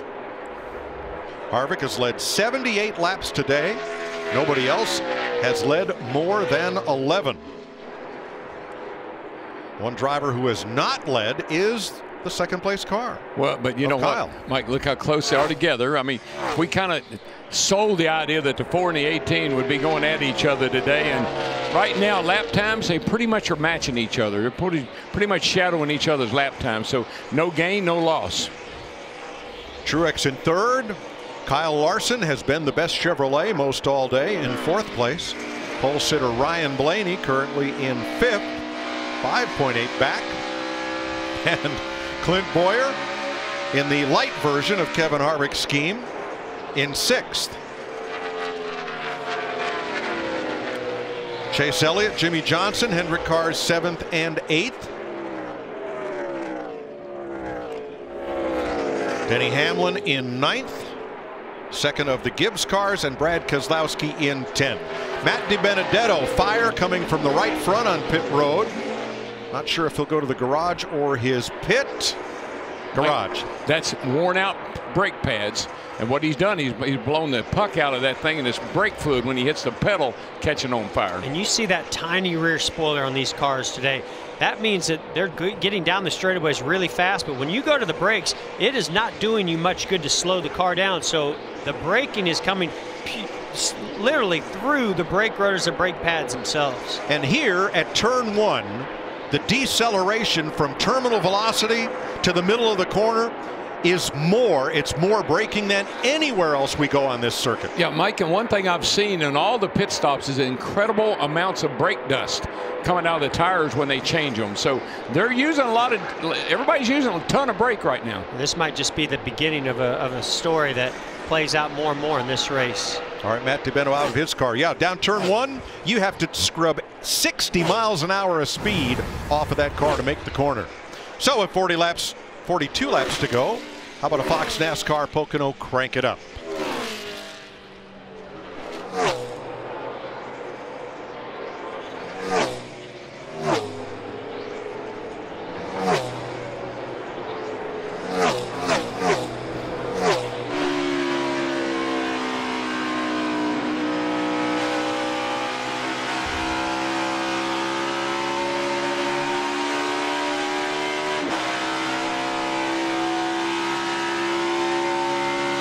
Clear about 7.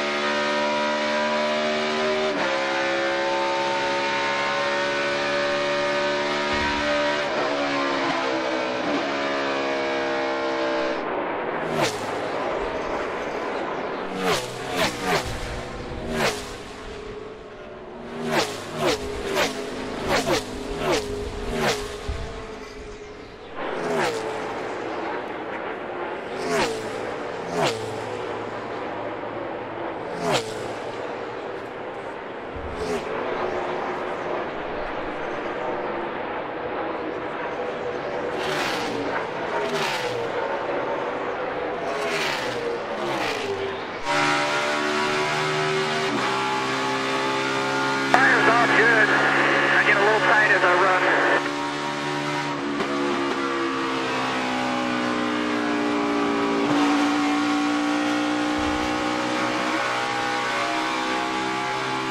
Laps to go. Casey Kane off pace and making the sharp turn at the end of the pit road and behind the wall for Levine Family Racing. Kevin Harvick still leading by just under a second over Kyle Busch. How about a quick word from the Busch guy and the number 4 crew?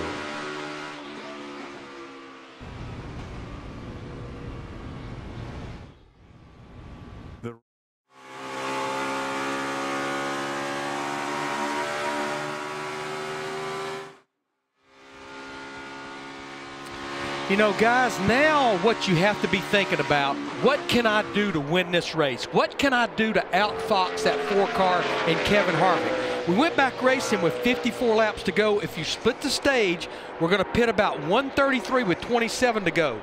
The window is open right now. I think if you're one of those drivers back there like Chase Elliott, Jimmy Johnson, Denny Hamlin and Keselowski are borderline coming to pit road and staying on the lead lap, I think you come now, get those 4 tires, stay on the lead lap, and then you get a caution. You may have that track position because the leaders have to pit. And Larry, I like what you're thinking. I like your pit strategy. But you know what I'm a little bit worried about right now? We've seen the last couple of cars here, the 32 with brake trouble, 95 off the pace into the pits, mechanical woes, brake problems. We heard the 78 have brake problems. All of a sudden, into this race, things are starting to rear their ugly head. Well, I think Jeff hit the nail on the head. The straightaway speed is so great here. Remember, it's not twice a lap, it's 3 times a lap, and these guys are very aggressive with not pumping a lot of air to the brakes. And as we watch this battle for 5th place between Blaney and Boyer, the first driver that started that spate of mechanical woes is with Jamie. And Bubba Wallace led 4 laps today due to strategy, but now his day ends early. What happened inside that car? We got back there. I made a mistake on pit road speed again here at Pocono, and we took the wave around, so we were on older stuff. The 95 was a little bit better than us, well, for sure better than us. So I was just going to tuck in behind him so we didn't waste too much time and kind of just do a long shift and give up a little bit of time. I did it earlier racing around some cars and had no trouble with it, and I just had too much weight pulled to the left and went from 3rd to 2nd. So I really hated it. I've never done it before, so it's a bummer. She screamed pretty loud for a second, and that was it. So didn't refire after that. But just a bummer for our white Chevrolet team. We were making gains.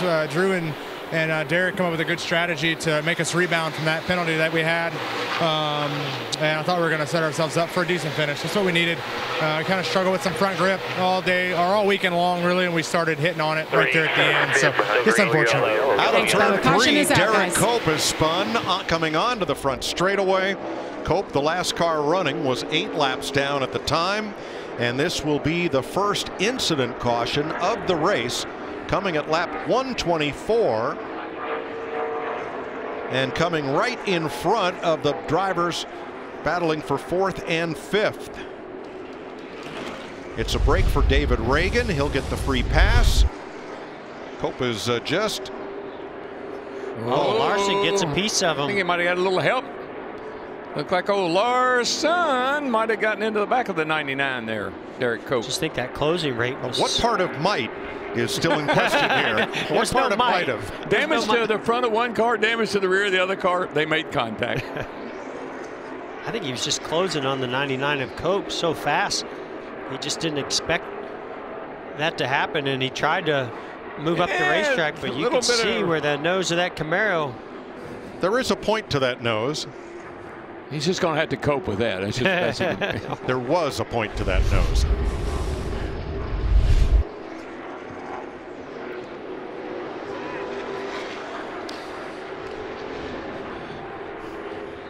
We know everybody's coming to pit road because this gets you to the end.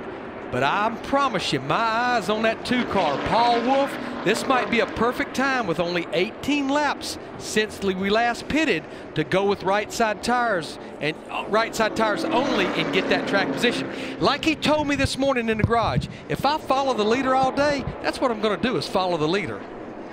I agree, Larry. I think you do kind of the opposite of what I think some might. They probably can't stay out here, but I like your call doing 2 tires now. Just get some track position, and maybe you'll get lucky and get a caution or something else that will switch it up and keep that advantage in your court. Well, Bubba Wallace out of the race. Let's see how the rest of the Coca-Cola Racing family is faring with 35 laps to go. Larson, Hamlin, Suarez in the top dozen. Newman, Logano, Dillon all on the lead lap here as we get down to the closing stages at Pocono.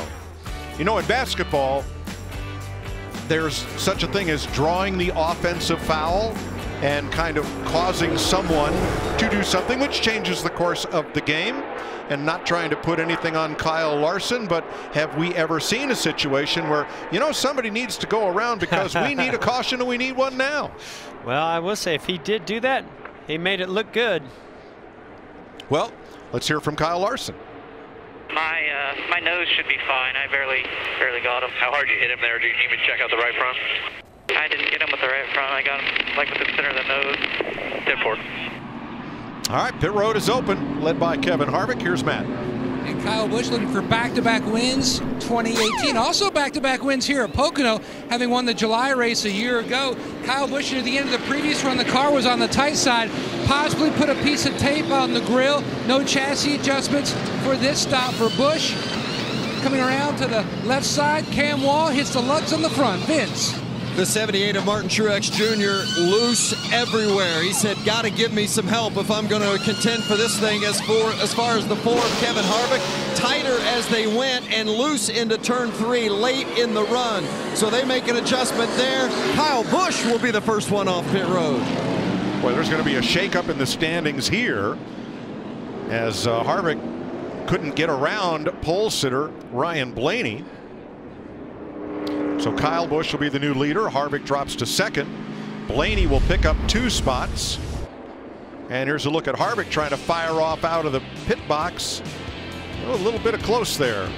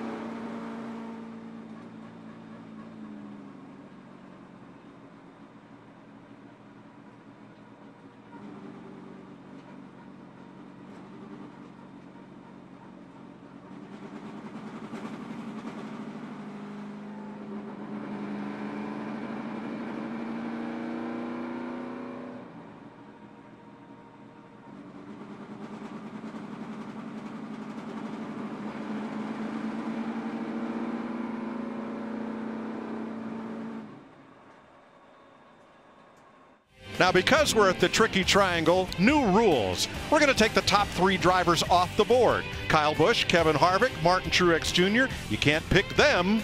So now let's see who are our Credit One Bank ones to watch. All right, Mike, if you're going to take those off the board, then I'm going to go with Kyle Larson. And I'll tell you why. We've already seen him go 3 wide on some of these restarts to make some pretty spectacular passes. If a late caution comes out and he's in those first 2 rows, watch him make another spectacular move to get the win. Well, Jeff, I'm going to keep giving my attaboy awards out. They may not be ready to go to victory lane, but I've been watching Chase Elliott all day long, right up inside the top 10. In fact, Hendrick Motorsports across the board until Alex Bowman had his issue, inside the top 10, top 15, all day long for the 2nd week in a row. But what's that number 9 car? Look, I had this joint all figured out, and then they repaved it. But my guy, Denny Hamlin, he's going to go to victory circle today. I like Blaney. He sat on the pole, but then he fell back. Remember, his car wouldn't go good in the middle of the race, but they've rallied, rebounded, and now he's going to be in contention, and I think has something to say about your other top 3. Jimmy Johnson just keeps pedaling, whether it's 2 wheels or 4. A fine 5th place finish at Charlotte. They're getting it figured out. They're getting closer to the front. Keep an eye on the 48. I don't make the rules, I just have to explain them. But those are our Credit One Bank ones to watch. It'd be nice if we knew what they were before the game started. 2 segments ago in commercial. Oh, that's right. You were away. I went to the bathroom. Sorry. And that is too much information.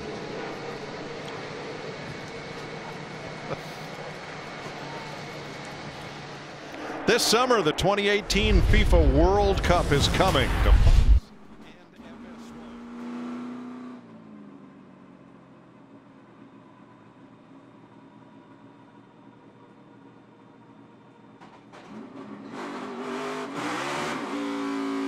I'm not planning to go to Russia, but I'll think about it this summer.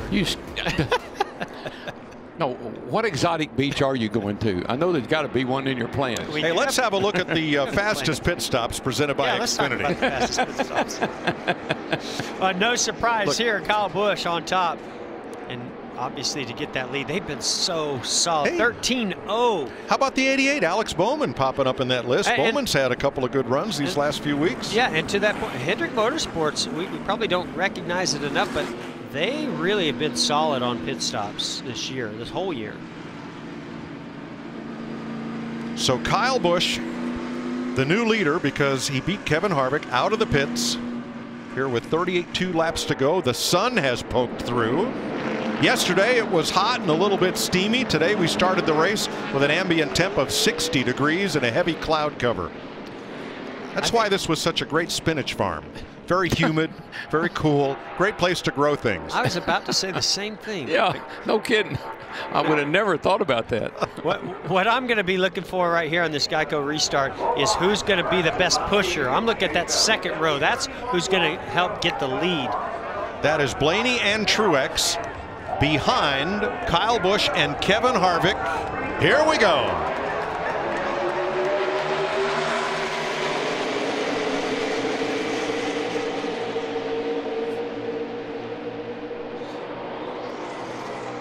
Well, we didn't see any pushing really on that restart. I don't know if the second row just didn't time it very well, but Kevin Harvick may go all the way back to third here.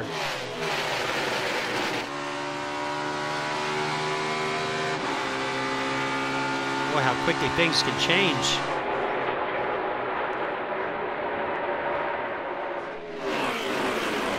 Well, the big three are running.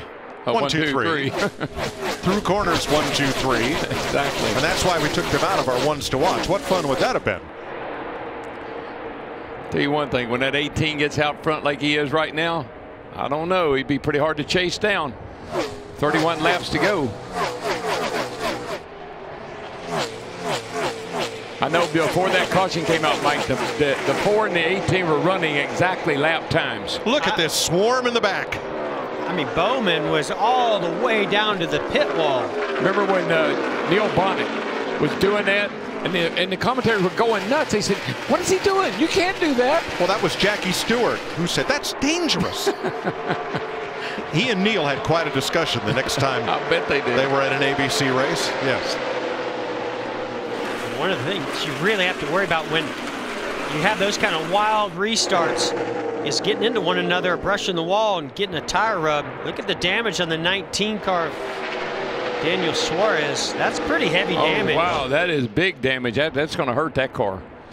That's usually from an accordion or a domino effect on those restarts where you anticipate when the green flag's going to come out and somebody in front of you just doesn't get going. Yeah, the back part of that left rear fender is just acting as a giant parachute and creating tons of drag. 9th place, Keselowski in the 2 and Bowyer in the 14. Boy, and Bowyer's car looks like it's really, really loose right now. He's really diving and darting all over the place. I don't know. I think Bowyer's car is not very happy. See this 23, still 3 wide. Paul Menard makes a smart decision to back out a little early. Here comes the crossover of the 14. Well, they've got to get past Gray Galding, who was clogging up the outside lane there. Nice move by Clint Bowyer to go all the way from the outside, get turned underneath the 21 and past the 24 of William Byron. Yeah, here comes the 10, Almirola. He's all of a sudden showing up in the picture. 13. Nice William Byron coming back though. Vince. Hey, how about William Byron and the job that he has done today? This is just his 14th Cup race and his first Cup race ever here at Pocono. And tip the cap to Darian Grubb because he has given him a good car. There have been very little complaints from the young William Byron today.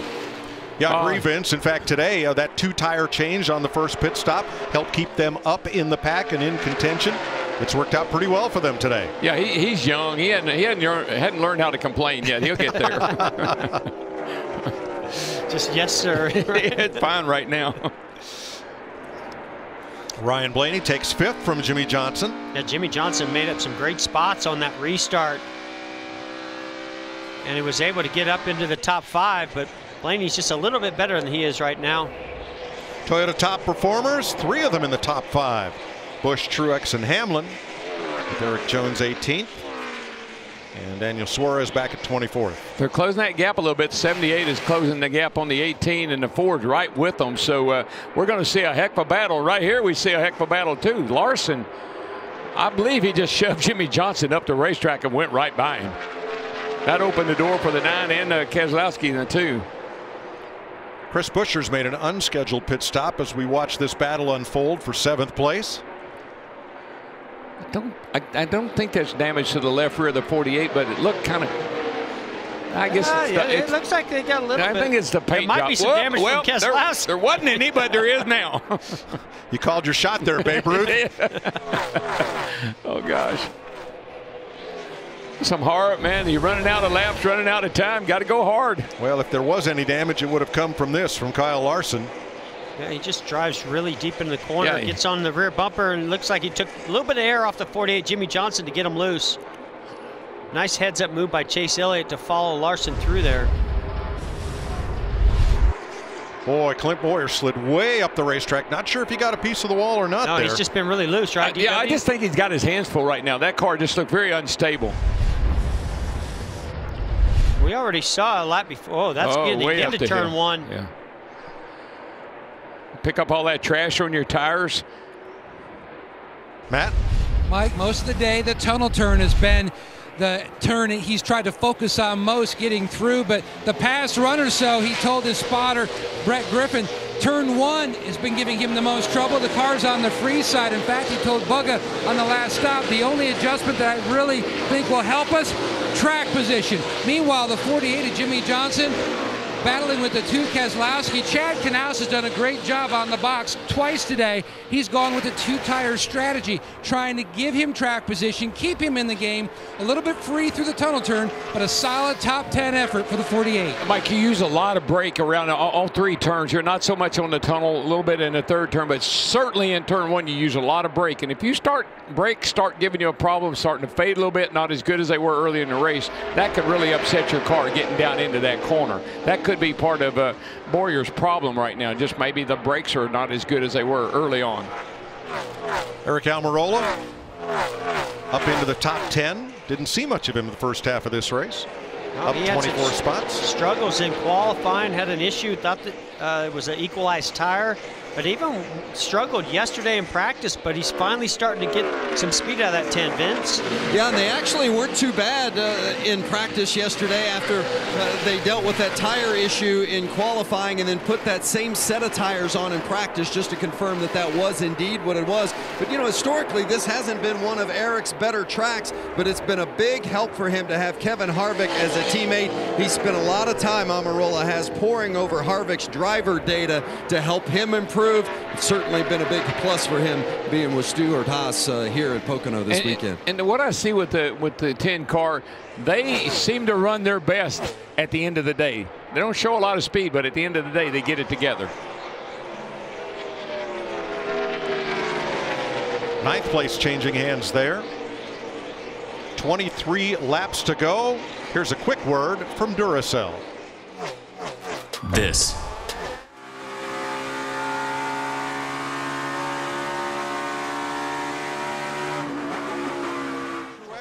Kevin Harvick, Denny Hamlin.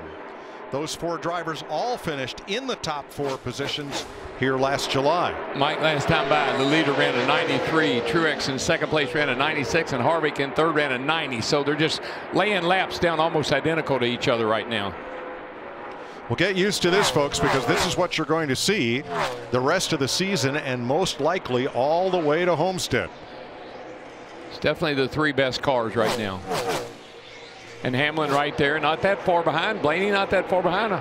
You know, a lot of cars are close, just not quite there yet. And I think if Martin Truex's pit crew rises to the level of Kyle Busch's and Kevin Harvick's, he could leapfrog both of those drivers. And I think it's also going to come down to that turn 3, that critical turn 3. Whoever gets their car rotated in turn and can get underneath that leader or the car ahead of them, that's what's going to give them the advantage to get that track position. Nice. Jamie? How about the 11 of Denny Hamlin? You guys noted he's in 4th, about 2 seconds back. But the setup they brought here was interesting. And Mike Wheeler, his crew chief, told me they went with the idea, let's give him a good driving car. Not necessarily will it be the fastest car, but he was comfortable in all areas of the track. I see. Caution out, guys. The yellow flag is waving. Debris on the racetrack, and debris cautions have been very rare this year. And we listened in on Eric Almirola. I just blasted a piece of metal right in the middle of the splitter. Water temp is going up. Oh boy. Heard his water temp's going up. That's I don't know. I can't tell what that is. It looks like a piece of aluminum. Pretty big, pretty significant, whatever it is. Bam! You see that right there? They're kicking it around. Boom. I think that was Chris Buescher that might have hit it first. And there Almirola gets it. Whatever that is trouble. I think everybody's hit it. Ryan Newman's got it. I mean, that's a bad game of kick the can right there. Yeah. Just trying to see where that could have, if that's a crush panel maybe. And I believe Chris Buescher will get back on the lead lap with the free pass. He had made a made a pit stop just a little bit ago. Boy, this is an interesting situation, guys, because one, we have 27 drivers on the lead lap. We're going to go back racing with less than 20 to go. I just think track position is going to be king. They have 10 laps on these tires. I think most of the leaders up front stay out.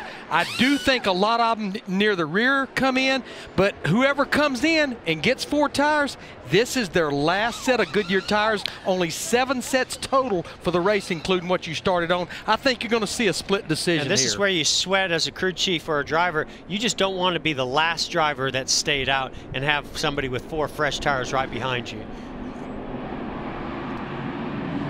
Truex and Harvick stay out, as do the 9, the 42, Jamie.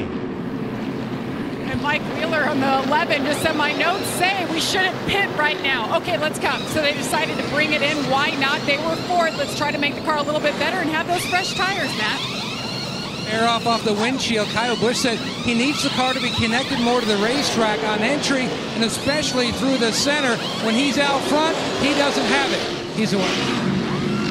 Michael McDowell spun coming into his pit. His car is pointed backwards as he then drove into his pit to complete a legal stop, and he may have impacted one of Jamie McMurray's pit crew in the process. So after the car spun 180 degrees into McMurray's pit, he shot forward into his box in order to make his stop. Yeah, he got turned around, it appears. That's Stenhouse. By Ricky Stenhouse. All right, we'll recap this when we come back.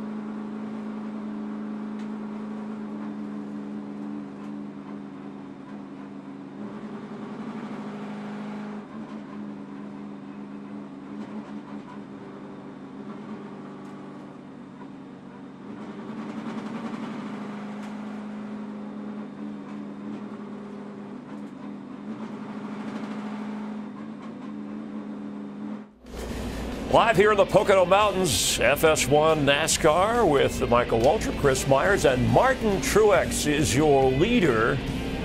18 laps to go. Kevin Harvick, who's led the most laps, right on his tail. Quick recap, Kyle Busch, Kevin Harvick, they dominated the season. And in the first 10 laps, Harvick was able to take the lead on lap 12. He's led 4 different times for 89 laps. Led Joey Logano on pit road. Yeah, issues for the 22. His car didn't run well from the beginning of the race. Then they had a fueling problem, so it's just been a down day for Joey. And for Truex in the 78, he takes the lead on lap 44. He goes on to win stage 1. It's only his 3rd stage this year. He had the most stage wins last year. And then more pit road problems. You can see they have trouble getting the left rear tire off there. And they can't get the left rear back on. He dropped well outside of the top 10, but he was able to battle back. Truex has led the 2nd most laps. Kevin Harvick wins stage 2. But moments ago after that caution, the decision to come in, pit, not pit. Here's the radio communication with his crew chief. Come on. Too late. I was already behind. Yeah, I was just, never mind. It's all good. Yeah, I was talking about putting 2 on instead of 4. I should have said something different. Now, when you said opposite, I just assumed if they pitted, stay out. It's all good. They work well together. Later, Rodney Childers said, if you do get out far enough, I think we're going to be okay. Yeah, and when I saw these guys pit, I thought you had to have 4 tires here to win the race. Kyle Busch is back in 8th spot. It'll be interesting to see what he does.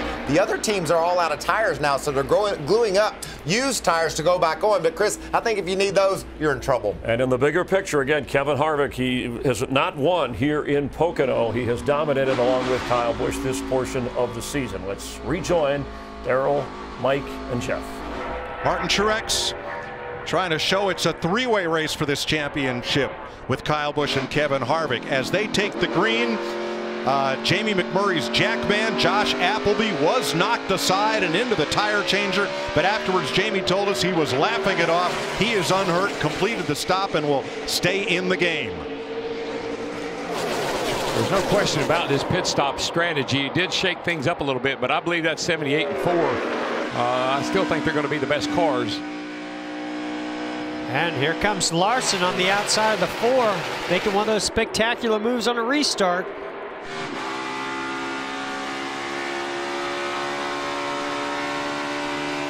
This ought to be interesting. See what happens here over the tunnel.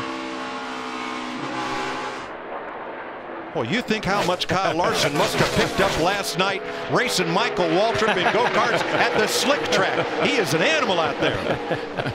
On the outside. Yeah. Well, you want to talk about an animal. Well, let's watch this 18 of Kyle Busch with those 4 fresh tires. He made some of the most spectacular moves on a restart yesterday in the Xfinity race to win that race. He's going to have to make some more here, and he already has picked up quite a few spots. I just believe that 78. We watched him earlier in the runs. He was really, really good. He's got a really good car. Not that many laps on his tires. This will equal out here shortly, and he's going to be in good shape. Boy, don't you know if that 18 car gets ahead of the 4, Kevin Harvick, Rodney Childers, and Kevin Harvick are going to be kicking themselves for not coming to pit road. 8th place, Boyer Elliott. Boy, Boyer's car looks a lot better on this run than it did earlier. And William Byron, the rookie, into the top 10. Hung in there all day long, had a top 10 car pretty much all day long. William Byron doing a nice job. It seems like the bigger the challenge of the track, the better William Byron does. I just think he likes to run, set in the simulator a lot. I think it really helps you at this racetrack with the shifting and all your points that you have to hit. Vince on our leader. Well, it was a real roll of the dice for crew chief Cole Perrin as to whether or not they brought Martin Truex Jr. in for on that last stop. They elected to stay out, but they were hoping that more would stay out with them. Didn't happen that way, so now they're going to rely on their speed with about a 1-second lead over Larson. We'll see if they hold on, but they do have that 1 set of tires if we would happen to get a yellow here in the next lap or 2. Well, Larry, you listened in on Kevin Harvick's radio with he and Rodney Childers. Yeah, I just think on something that critical, you have to be more distinct on what you're saying. Don't go opposite. Just either stay out or pit. I think you have to do that because that could be a difference maker in who wins and loses this race. Oh, Larry, I think it's shaping up that way for sure. The 78's running much quicker lap times than Larson or Harvick right now by a couple of tenths. That clean air out front is really helping the 78 car. So the front 3 cars, plus Chase Elliott in 9th, did not stop under this caution flag. I mean, I agree with staying out. I felt like there should have been more that stayed out with that many. Whoa, Denny Hamlin! Inside, let it come down inside. Ooh, contact. Ooh, the inside wall.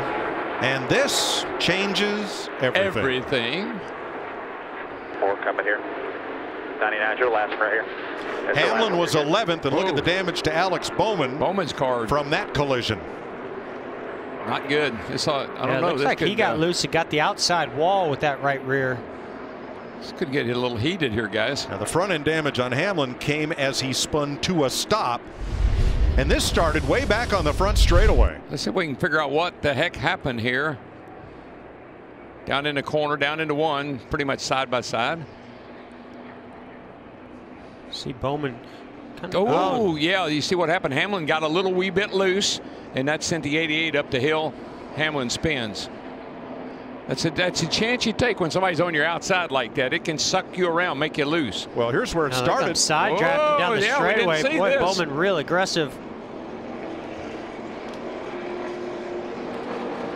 And this area where he gets loose, that's that critical area. There's a bump, and you got to jump back in the throttle after you get to 3rd gear. You'll see the back end step out right there, and the car goes right. Well, Jeff, you talked about that earlier, going into turn 1 side by side, about the bottom car being in a disadvantage, and there's the result. And when I first started to watch this replay, that's what I thought was going to happen, is the 88 was going to get right on his door, but he actually got loose before Bowman even got to his door. Yeah, you just see that Levin, the back steps out, and he just shoots right.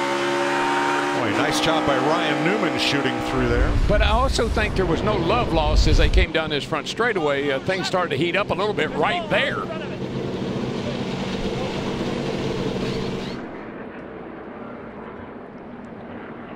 So, Larry, now what do we do? Yeah, I almost think the bed has been made. You know, you're up near the front. You can't come. Mike, yeah, if you're back there and you're well beyond the front pack, if you have a set of sticker tires left, remember, I mentioned that. A lot of people use their last set of tires. Yeah, come on and get 4 fresh tires, but I think the top dozen, top 15, their bed's made. So you wouldn't give up positions 1, 2, or 3 to get tires. You'd end up starting 24, 5, and 6. Track position is going to be king. We saw that with Martin Truex Jr. in that clean air. The thing, if all the top guys stay out, Kyle Busch will restart on the outside. Yeah, I think what's going to happen, this is really going to hurt Harvick and maybe even Larson a little bit, being in that inside lane. Well, let's listen in on Kevin Harvick and team. Yeah, it looks like from tires to tires you're okay, even the guys in front of you, but we got a set lane here, but I don't think anybody else has got anything. Nobody gonna pit. I mean, the problem is you're most likely gonna lose another spot when you get going here. Yep. Comes down to losing control of the race. Well, of the 4 drivers who stayed on out on the last caution, one of them, Chase Elliott, just pitted. The other 3, Truex, Larson, and Harvick, remain on the racetrack. We're under caution. Denny Hamlin, Alex Bowman.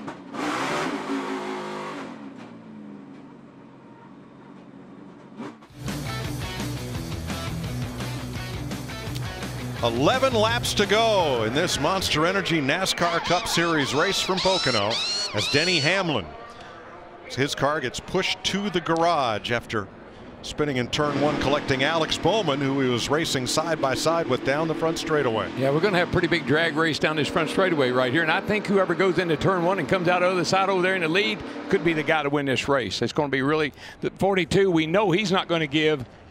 The 18's third on the inside and the 4's fourth out. This could be very interesting. And I think the 18 of, Mike, of Kyle Busch, he knows he's going to push that 78, but he knows he's got to get by him. And I don't think that if they get out there, like you said, Darrell, whoever gets out there is going to control this race. This restart is critical. Harvick and Almirola have 18 lap better tires than the front row and Kevin Harvick. Oh, we got Eric Jones got turned into another car and into the wall. He and Joey Logano may have got together on that restart. Now the question is going to be, how did they score this? Those top, 5 or 6 positions are going to be critical, how they score it, whether you start in the inside lane or outside lane. And remember, Jeff, they'll go back to the last loop they crossed at the moment the plunger was hit, the moment of caution. The plunger, I like that, Larry. I do too. The button was Go hit that plunger.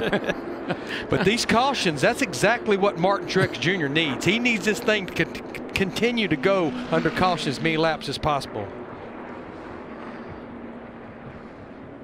Now look right by the scoring pylon on our freeze on the replay here. There you see the 20 of Eric Jones way down on the inside. No, he's getting a push from, so he jumps out. He's getting a push from the 22, and unfortunately when he jumps out, it looks like the 22's front bumper just clipped his right rear and spun him. I don't know if Joey was pushing him or not. Well, I mean, pushing him to get to that inside pushing around, line. I think. And Joey told his spotter, please apologize to the 20. Yeah. Didn't mean to get into him like that. Yeah. Boy, that almost turned around Ryan Newman as well. Yeah, Newman got a little damage out of that as well. Daniel Suarez gets the free pass. Who was it on the last caution? I believe it was. What? Well, let me not check. See if we can we'll double check. Ride along with Newman here and see what he felt.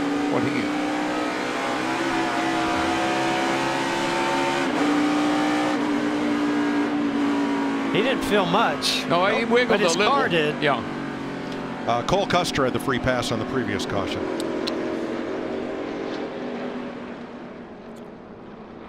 Now you got William Byron fourth in line there. Jones pulls out on the 24, and Logano had a run. Yeah, I really believe Logano was pushing him to get the 20 of Eric Jones that run. Now there's let's see what happens. That's here, William guys. Byron. Behind him is Newman. Really trying to anticipate the start, but just doesn't get going. That backs up the 31 of Newman. And then that's when the 20 car jumped out to try to make the pass, and the 22 was already there, I think. Maybe is what happened. Big caterpillar effect, yeah. accordion effect. Accordion effect, yeah. So the loop after the start-finish line, the next scoring line after start-finish is the pit out. And I'm not sure if they were that far by the time the caution, as Larry said, plunger was hit. And they no longer go off the flagman.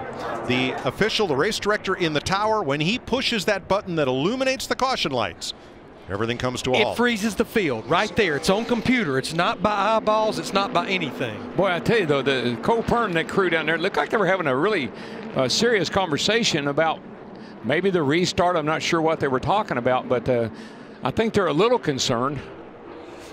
Now, our timing and scoring is showing Kyle Busch in third position, Kevin Harvick in fourth. If that is true, that now flips who the advantage goes to. I think that inside line is not an advantage. It's a disadvantage. So now advantage back to Truex still is in control, but now he may have Kevin Harvick in that outside second row pushing him. Yeah, that control car, the 78, that little bit of a jump he can get is all he needs to clear the 42, and he's gone. And I think Kyle Busch is going to be looking to jump inside the 42 of Kyle Larson if he can get a run on him as quickly as possible. Now as they line back up, this is where that scoring loop is across the track. Yeah, it's hard. And to of course, we can't sync that up with the caution light. No, but, but NASCAR can. You can clearly see the 78's got a pretty nice lead here on everybody. Then here comes the 42. And there's the 18 on the outside, the 4 inside. So that's obviously the loop that they went with. And that would determine the restart order. And this was instituted some years ago as a safety move so that drivers, not only would they not race around to the caution flag, but they wouldn't race to the next loop to be scored once an incident occurred. When that caution waves, your position has already been determined. Yeah, the only time they would go to actual footage like we just showed is if that was determining the finish of the race. Mike, what'd you say about caution flags? We haven't had any all day, and all of a sudden here we are. What, we've had 3 in the last. Daryl, I said that an hour and a half ago. Well, they just got down there. Yeah, we've had 3 of them here in the last stage. So it looks like NASCAR has reviewed that, and maybe they end up going back to the start-finish line. Yep. And so that actually means that Kevin Harvick is going to be in 3rd place. So what we've learned here is the caution was out before the leader reached the end of pit road. Right. So the prior caution loop to determine positions is the start-finish line. Which doesn't work well for Kevin Harvick, but he's still in that outside lane, so I'm not sure if they've gotten the message on that. Well, we're coming green. Because you definitely want to be in that outside lane.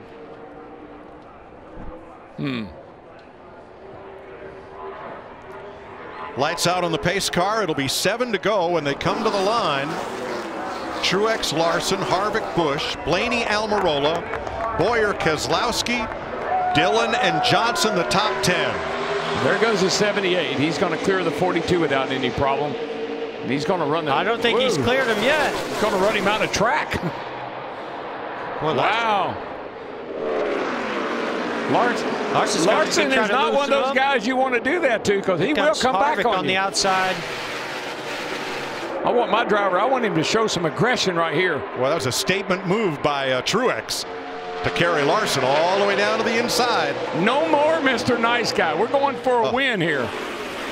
Clint Bowyer off the pace as we watch this race for the lead. And there's 4 tires of Kyle Busch goes inside of Kevin Harvick to make the pass for 3rd.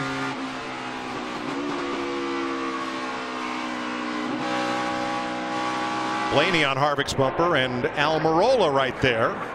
Then Keselowski and Johnson and Dillon. Got a bunch of guys back here, Mike, racing really, really hard to be in the top 5, the 12, the 10, the 2, the 48. Time to go. There's only 6 laps to go. And Johnson right in the middle of all of them.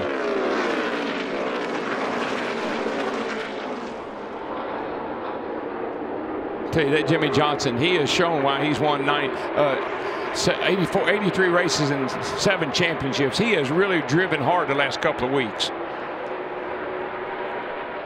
7th place, Keselowski.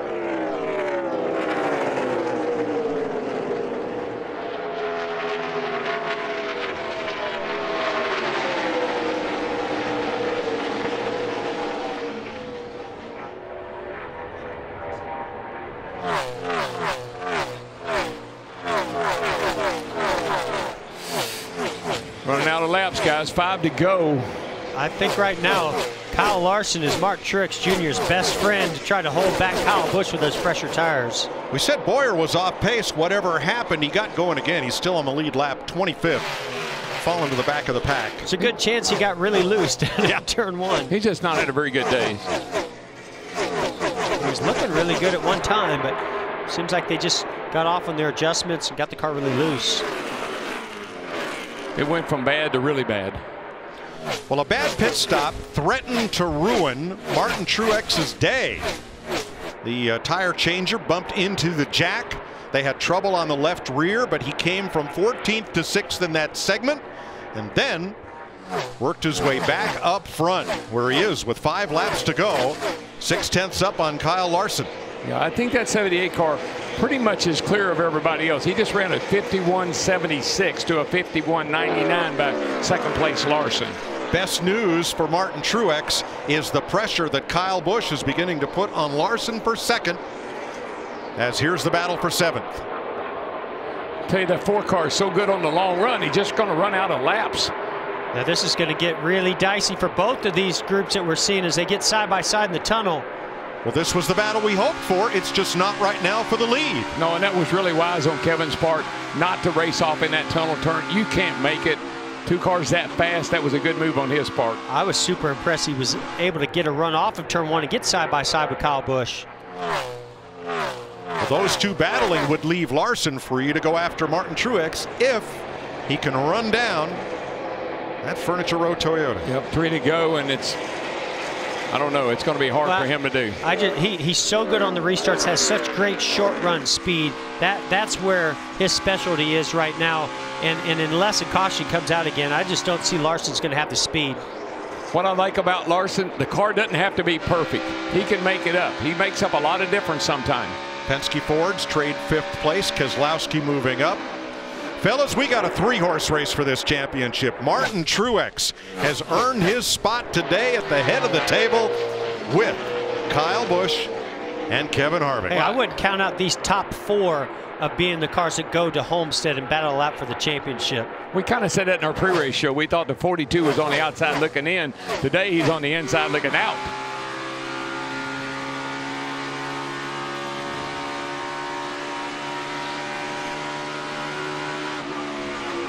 You got to give credit to Cole Pearn, Martin Truex, and that whole team.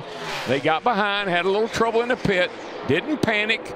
Martin did a great job of getting them back up in the front, and now he's going to lead this race to the checkers. We've been saying if they could just clean up pit road. I didn't anticipate them having another issue on pit road. Whose foot that nervous foot. Whose foot do you think that is? Hey, that's saying that's all I can do to help you right now. Burn. That's a nervous wreck. That's 8,000 RPM right there. I love it. But they cleaned up that issue today, and now here he is out in control of this race.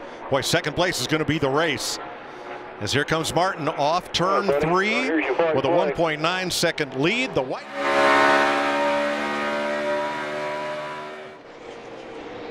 Hey, Mike, it's a win for Martin Truex at his home track.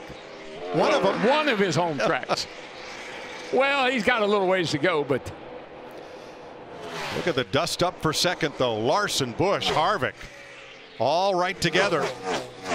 And Keselowski coming right to them. I mean, we have some guys that are running. Keselowski running 5th, Blaney 6th, Almirola 7th, Jimmy Johnson 8th. Look at Logano. He hadn't been in a hunt all day. Yeah, he was a lap down at one time. Great fight. That's why they're up so high in the points. They're so good at fighting their way back to a good finish. The tri-cornered racetrack has now given us a tri-cornered battle for the championship. Defending series champ Martin Truex Jr. wins the Pocono 400.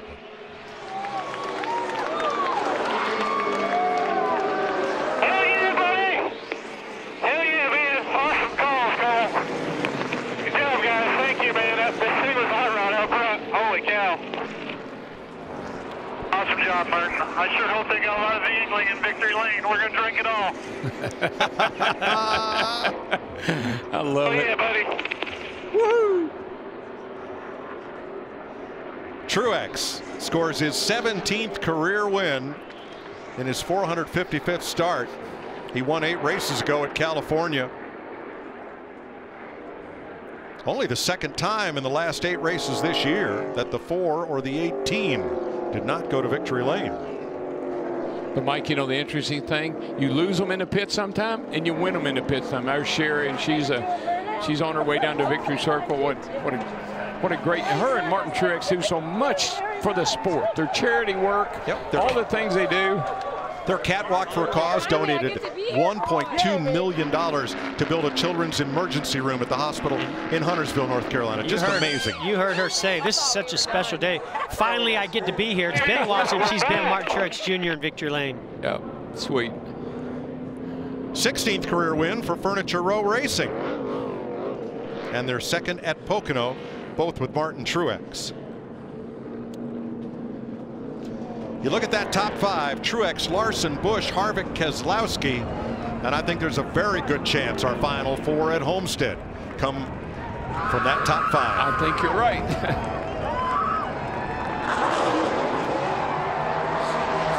Martin Truex taking home the checkered flag is today's Sunoco fueling victory. That lap 140 caution, the one for debris, was the key. 3 of our top 4 finishers stayed out under that caution flag.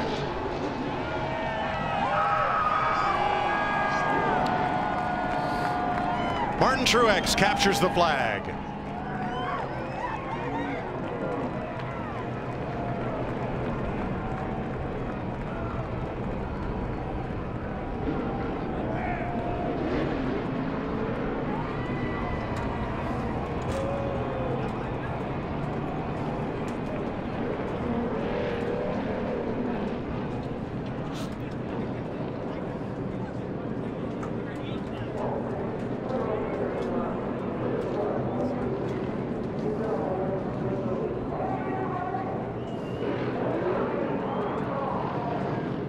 Martin Truex salutes the fans here at Pocono. Here's Jamie. And Kevin Harvick just getting out of the car. Well, it was a good battle most of the race, Kevin, and then it came down to, do we pit or not? What happened to you guys on the last decision? That decision didn't matter at all. We lost control of the race on pit road when we didn't come out first. So, you know, they didn't do anything wrong. We just didn't come out first like we came in. So it's great car with our Busch Ford. The guys did a great job. I mean, you win some, you lose some. I mean, you're racing against guys like that, and it's kind of come down to splitting hairs. And the 78 and 18 were both really good today, and it was a lot of fun racing with them. So just got to thank everybody at Stewart Haas Racing and everybody on our Busch Jimmy John's Ford. All right, Kevin Harvick brings it home 4th today. Matt? Kyle Busch takes home his 9th top 3 finish of 2018. You had the fresh tires. The debris caution came out. Did that extra heat cycle take away that advantage? Well, we got tires for our final stop, and then we were leading the 78 and the 4.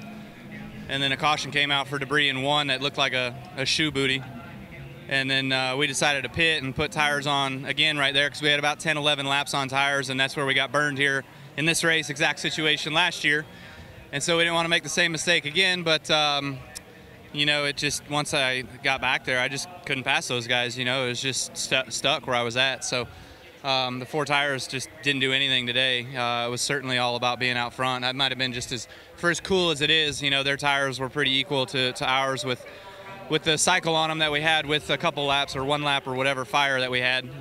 But overall, good day. The M&M's Camry was fast. We were up front. We led some laps. We were with the 4, with the 78, with the 42. I don't know. It's just put any which one of us in whatever order you want, and that's how it was going to end up, you know. So seemed like that's kind of just what we all had today.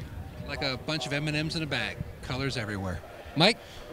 Well, he certainly listed off the contenders for the championship as we see them, and yeah, on any given day, any one of them can go to victory lane. This one did. The Furniture Row Racing number 78 Toyota, Martin Truex Jr. back in a familiar spot after winning last year's championship. Here he comes. And Vince Welch is there to greet him. The champ is back in victory lane. Winner for the 2nd time this season, Martin Truex Jr., and he is enjoying the spray of beer a little more today. After runner-up in back-to-back races, he puts it in victory lane today. Man, you had to earn that one. The restart was 7 to go. Were you concerned at all that maybe those tires, those old tires, weren't going to be enough? Yeah, you're always concerned on restarts. You just never know, and so much can happen on those things. But we were luckily able to get a good one, and just can't say enough about everybody on this team, everybody, Cole and all the guys. Really did a good job last night. You know, we had a good practice yesterday. Really, it's been a good weekend overall, and just kind of been a sane weekend. I feel like we're getting back to what we were doing last year. So just thankful for them, everybody in Denver, everybody at TRD, everybody at Bass Pro and 5 Hour for all their support this season on this race car. Auto owners for coming on board. Furniture Row Denver Mattress. You can't forget all those guys. So Tracker Boats, all our friends up here in the Poconos. This is a heck of a day. The 4, the 18, the 78, we went at it all day long. And fortunately, we come out on top today, so it's pretty awesome. Thanks to Toyota Racing and all those guys out in Costa Mesa. After what the 4 and the 78, or the 4 and the 18 have done the last several weeks, what does it say about your team to put it in victory lane today after a battle with those guys? Yeah, I mean, it's always fun to win, but especially when you beat the best guys out there. Those 2 guys were so fast today, and honestly, we were all really equal. It was a matter of who could get out front, and 4 and I stayed on tires. We felt like in practice we were really fast on scuffs, and so Cole made a good call there to stay out. And once we got clean air, man, and this thing was a rocket ship. Great job. Well done. Thanks, guys. Marietta, New Jersey is hometown, 150 miles from here. It was 3 years ago at this track where Martin Truex Jr. won his first race for Furniture Row Racing in his Toyota, the defending champion, showing he belongs up there.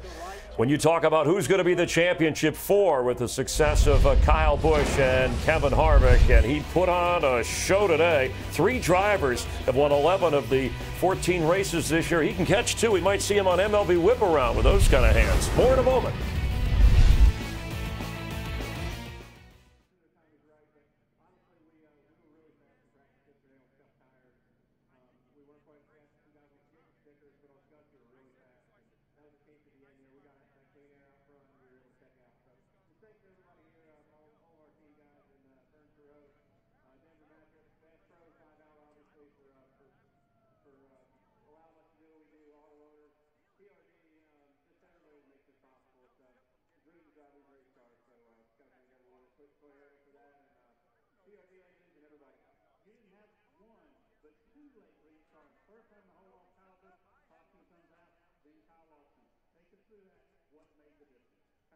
Just getting a good restart overall was good. And once we could get clear in turn 1, we had a fast enough car with clean air that we could hold them off. It was just, those restarts always nerve-wracking. You never know who's going to get a shove from behind and maybe get a run on you. It's real close to Larson getting next to us on that last one. That would have made it a lot more difficult. So just luckily, had great horsepower and PRD and was able to get out front and make it happen. One stage 1, you see awful kind of quiet and understated restarting 14. What did you have to do to make your way back to the front? Just had to be patient. Our car was really good in the long run, but there was a lot of cars in the short run that were as good as we were, and it's so hard to pass here at Pocono. So we just had to take them off one at a time, and we stayed patient. I tried to save my tires a little bit, and by the end of that run, we found ourselves 4th. So it was a hell of a comeback and just a strong race car. Last 4 races, a 4th, a couple of seconds, and a win. I would say that's 2017 championship for him. 17th win in his storied career already. With legendary Curtis Turner. Mark Truex Jr. hits the lane. All right, let's get that.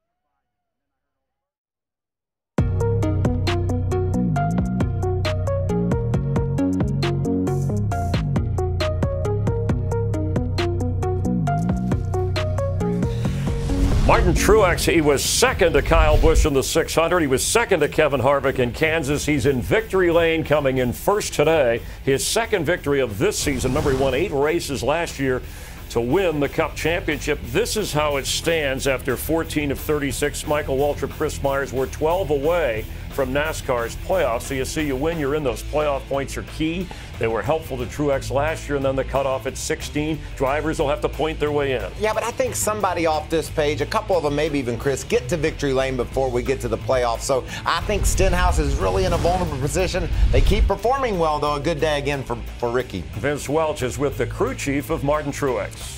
Well, and Cole Pearn had a tough decision to make. Came down to a late call. Do you come in at all on those pits on a late pit stop to get tires? What went into the decision-making process for you to decide to stay out and keep Martin out?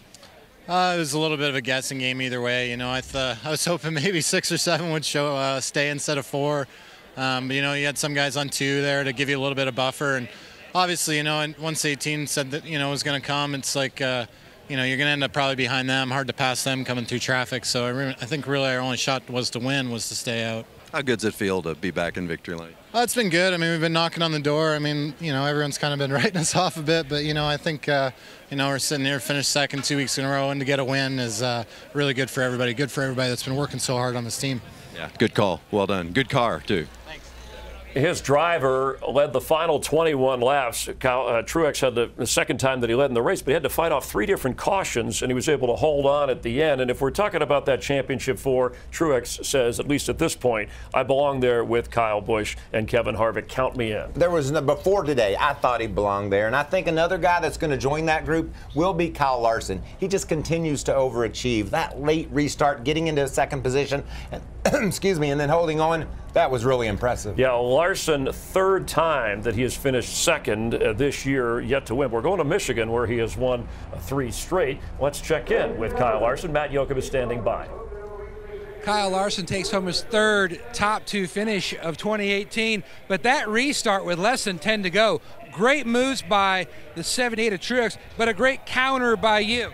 Yeah. I actually liked that the 78 pulled down to try and block me a little bit because it messed his angle up to the corner, and I knew he would have to slow down a little bit more on entry, and I was hoping I could get close enough to him to get him a little bit loose, which I did, but I also got kind of loose behind him, so I just had to tuck back in line on exit and then try and fight off the 18 and the 4 behind me, just trying to stay lower than them on exit to get them tight. So happy we finished second because, you know, we were probably a 6th or 7th place car today, and you know, to finish better than where you run is always a good thing. So happy about that. Our DC Solar Chevy was really competitive. It needs to be a little bit better to compete with, you know, the 18, the 4, and the 78. You know, they're definitely the class of field. But we're close and we're getting a little bit better. But so are they. So we just got to keep working hard. Thanks, Kyle. You know, when Truex and Harvick and Kyle Busch have won their races this season, they've dominated from start to finish. This was one where Harvick led the most laps. You heard him say, hey, that pit miscommunication didn't really cost us. Truex was right when he had to be. And, you know, you saw that all day long. They were all so close to each other. That track position that they talked about was what made the difference. And Darrell, Jeff, your thoughts? Mike?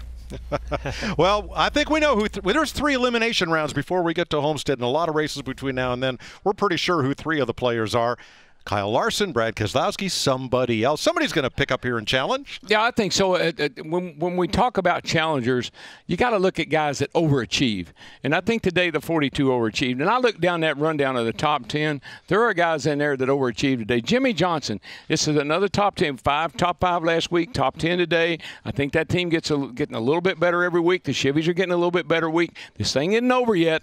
We know who the top 3 are, but that 4 slot, it's wide open. Yeah, and I like seeing the teams that show a lot of fight, and that's what you have to have here on this challenging, unique track here at Pocono. Is you got to have a lot of fight. We saw that out of the 22 had issues early. They fought back. The 10 of Eric Almirola, I think he also overachieved, and it's because of that fight that they have. But boy, I don't know who that 4th one is, but I agree. Larson, if I had to pick one, that's who I'd put at the top of the list to fill that 4 slot. Well, quite a day. Martin Truex, he just so impresses me how he overcomes. They had that bad pit stop. Didn't bother him. Right back to the front. And among the smaller teams, congrats David Reagan, 16th place finish today. Now, you mentioned Eric Almirola. He had a great top 10 run today. Here's Jamie.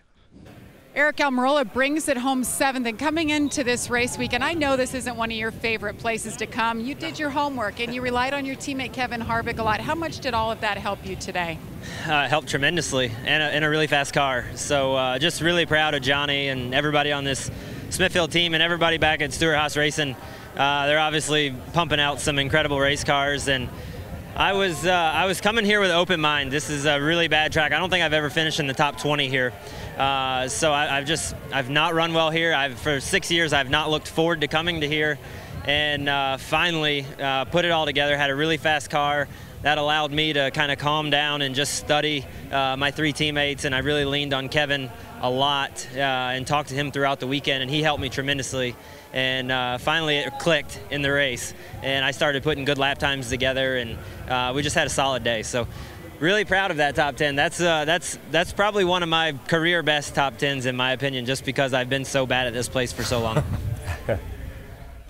You know, we're 14 races in, Michael, and Chevy has just 1 victory, and that was Austin Dillon in the last few laps at the Daytona 500. It's been Ford with Harvick, it's been Toyota with Truex and Kyle Busch. Yeah, it's been the story of those guys. Those drivers have been dominant all season long, but I love, like Darrell said, the fight in some of these guys. Almirola, he said, I'm terrible here. He never even had a top 15 finish, comes out with a strong top 10. And just the rebound we saw from Joey Logano, ran out of gas, lost a lap, fought back inside the top 10. Yeah, Jimmy Johnson still looking for the first win, leading for the first time this year, leading a couple laps in this race. Brad Keselowski strategized and tried early to pull something off. Let's check in with him. Well, Brad Keselowski brings it home, top 5 for the 2nd week in a row. What a day you guys had. You kind of mixed it up there with strategy, taking 2 tires, but you were best at the end. What made the difference? Yeah, it was a long weekend for sure, but in the race we were a lot better than what we had been in practice and qualifying. So credit to Paul Wolf and everybody on the 2 car to make it better like that. And so that was positive. We just still need a little bit more to have winning speed, but this is probably the most speed we've had in a while here in the race. Thank you. Thanks, Heading to Michigan next, that's Brad Keselowski's home turf. Martin Truex has never won at Michigan, and with Michael, Chris here on our post-race show live from the Pocono Mountains, let's welcome in Larry McReynolds, who has some thoughts on the remaining races on the Fox FS1 broadcast next Sunday. We'll be on Fox at Michigan, then a break before we wrap things up in our broadcast from Sonoma and the wine country. Larry? Yeah, I mean, very sad we only have 2 more races left, but you could not be at different ends of the spectrum. Michigan, what has become the fastest track we go to, well over 200 miles per hour, a fairly short race. You have to have it all there. You have to have handling, aero, strategy, everything about it. And then we go to that road course, our first road course race out at Sonoma. Strategy will be all over the place, and we know there it's a lot more about the man than it is the machine.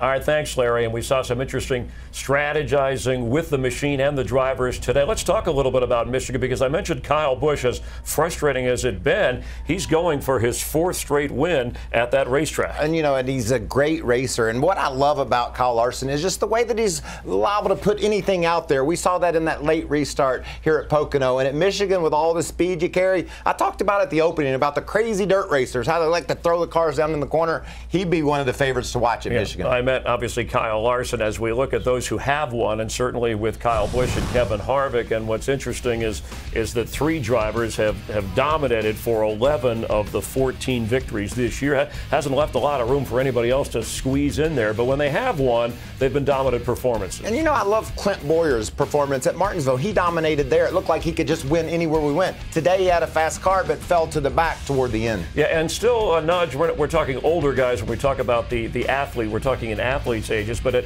age 37 for Martin Truex Jr., again, there's only 2 of those victories from drivers under the age of 30. It's been the experienced, established drivers like Truex, like Kyle Busch and Harvick, who have had the upper hand through the first 14 races. And if you look at Roush Fenway Racing, they brought back Matt Kenseth. They needed that experienced driver to evaluate where they were as an organization. Ricky Stenhouse Jr. is right on the cusp of being inside and making the playoffs. They needed a boost for that team, and Kenseth provided that today. A good top 15 finish for both those cars. So you can tell how important the veterans' experience and knowledge of the car is when it helps performance.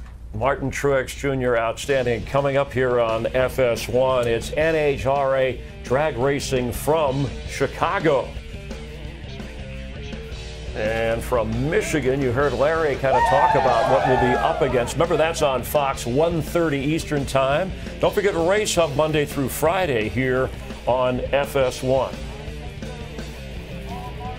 Our thanks to our entire production crew, Pam Miller, Maggie Darst, Kevin Clark, and Big Mike Vaughn. A lot of people help us in a lot of ways. For Michael Waltrip and everybody involved, we thank you for being a part of NASCAR on FS1. We hope you tune in on Fox next Sunday from Michigan. Enjoy NHRA straight ahead. And I need you to know I'm not asking for a miracle, but if love is enough, could you let it show? If you feel it, could you let me know?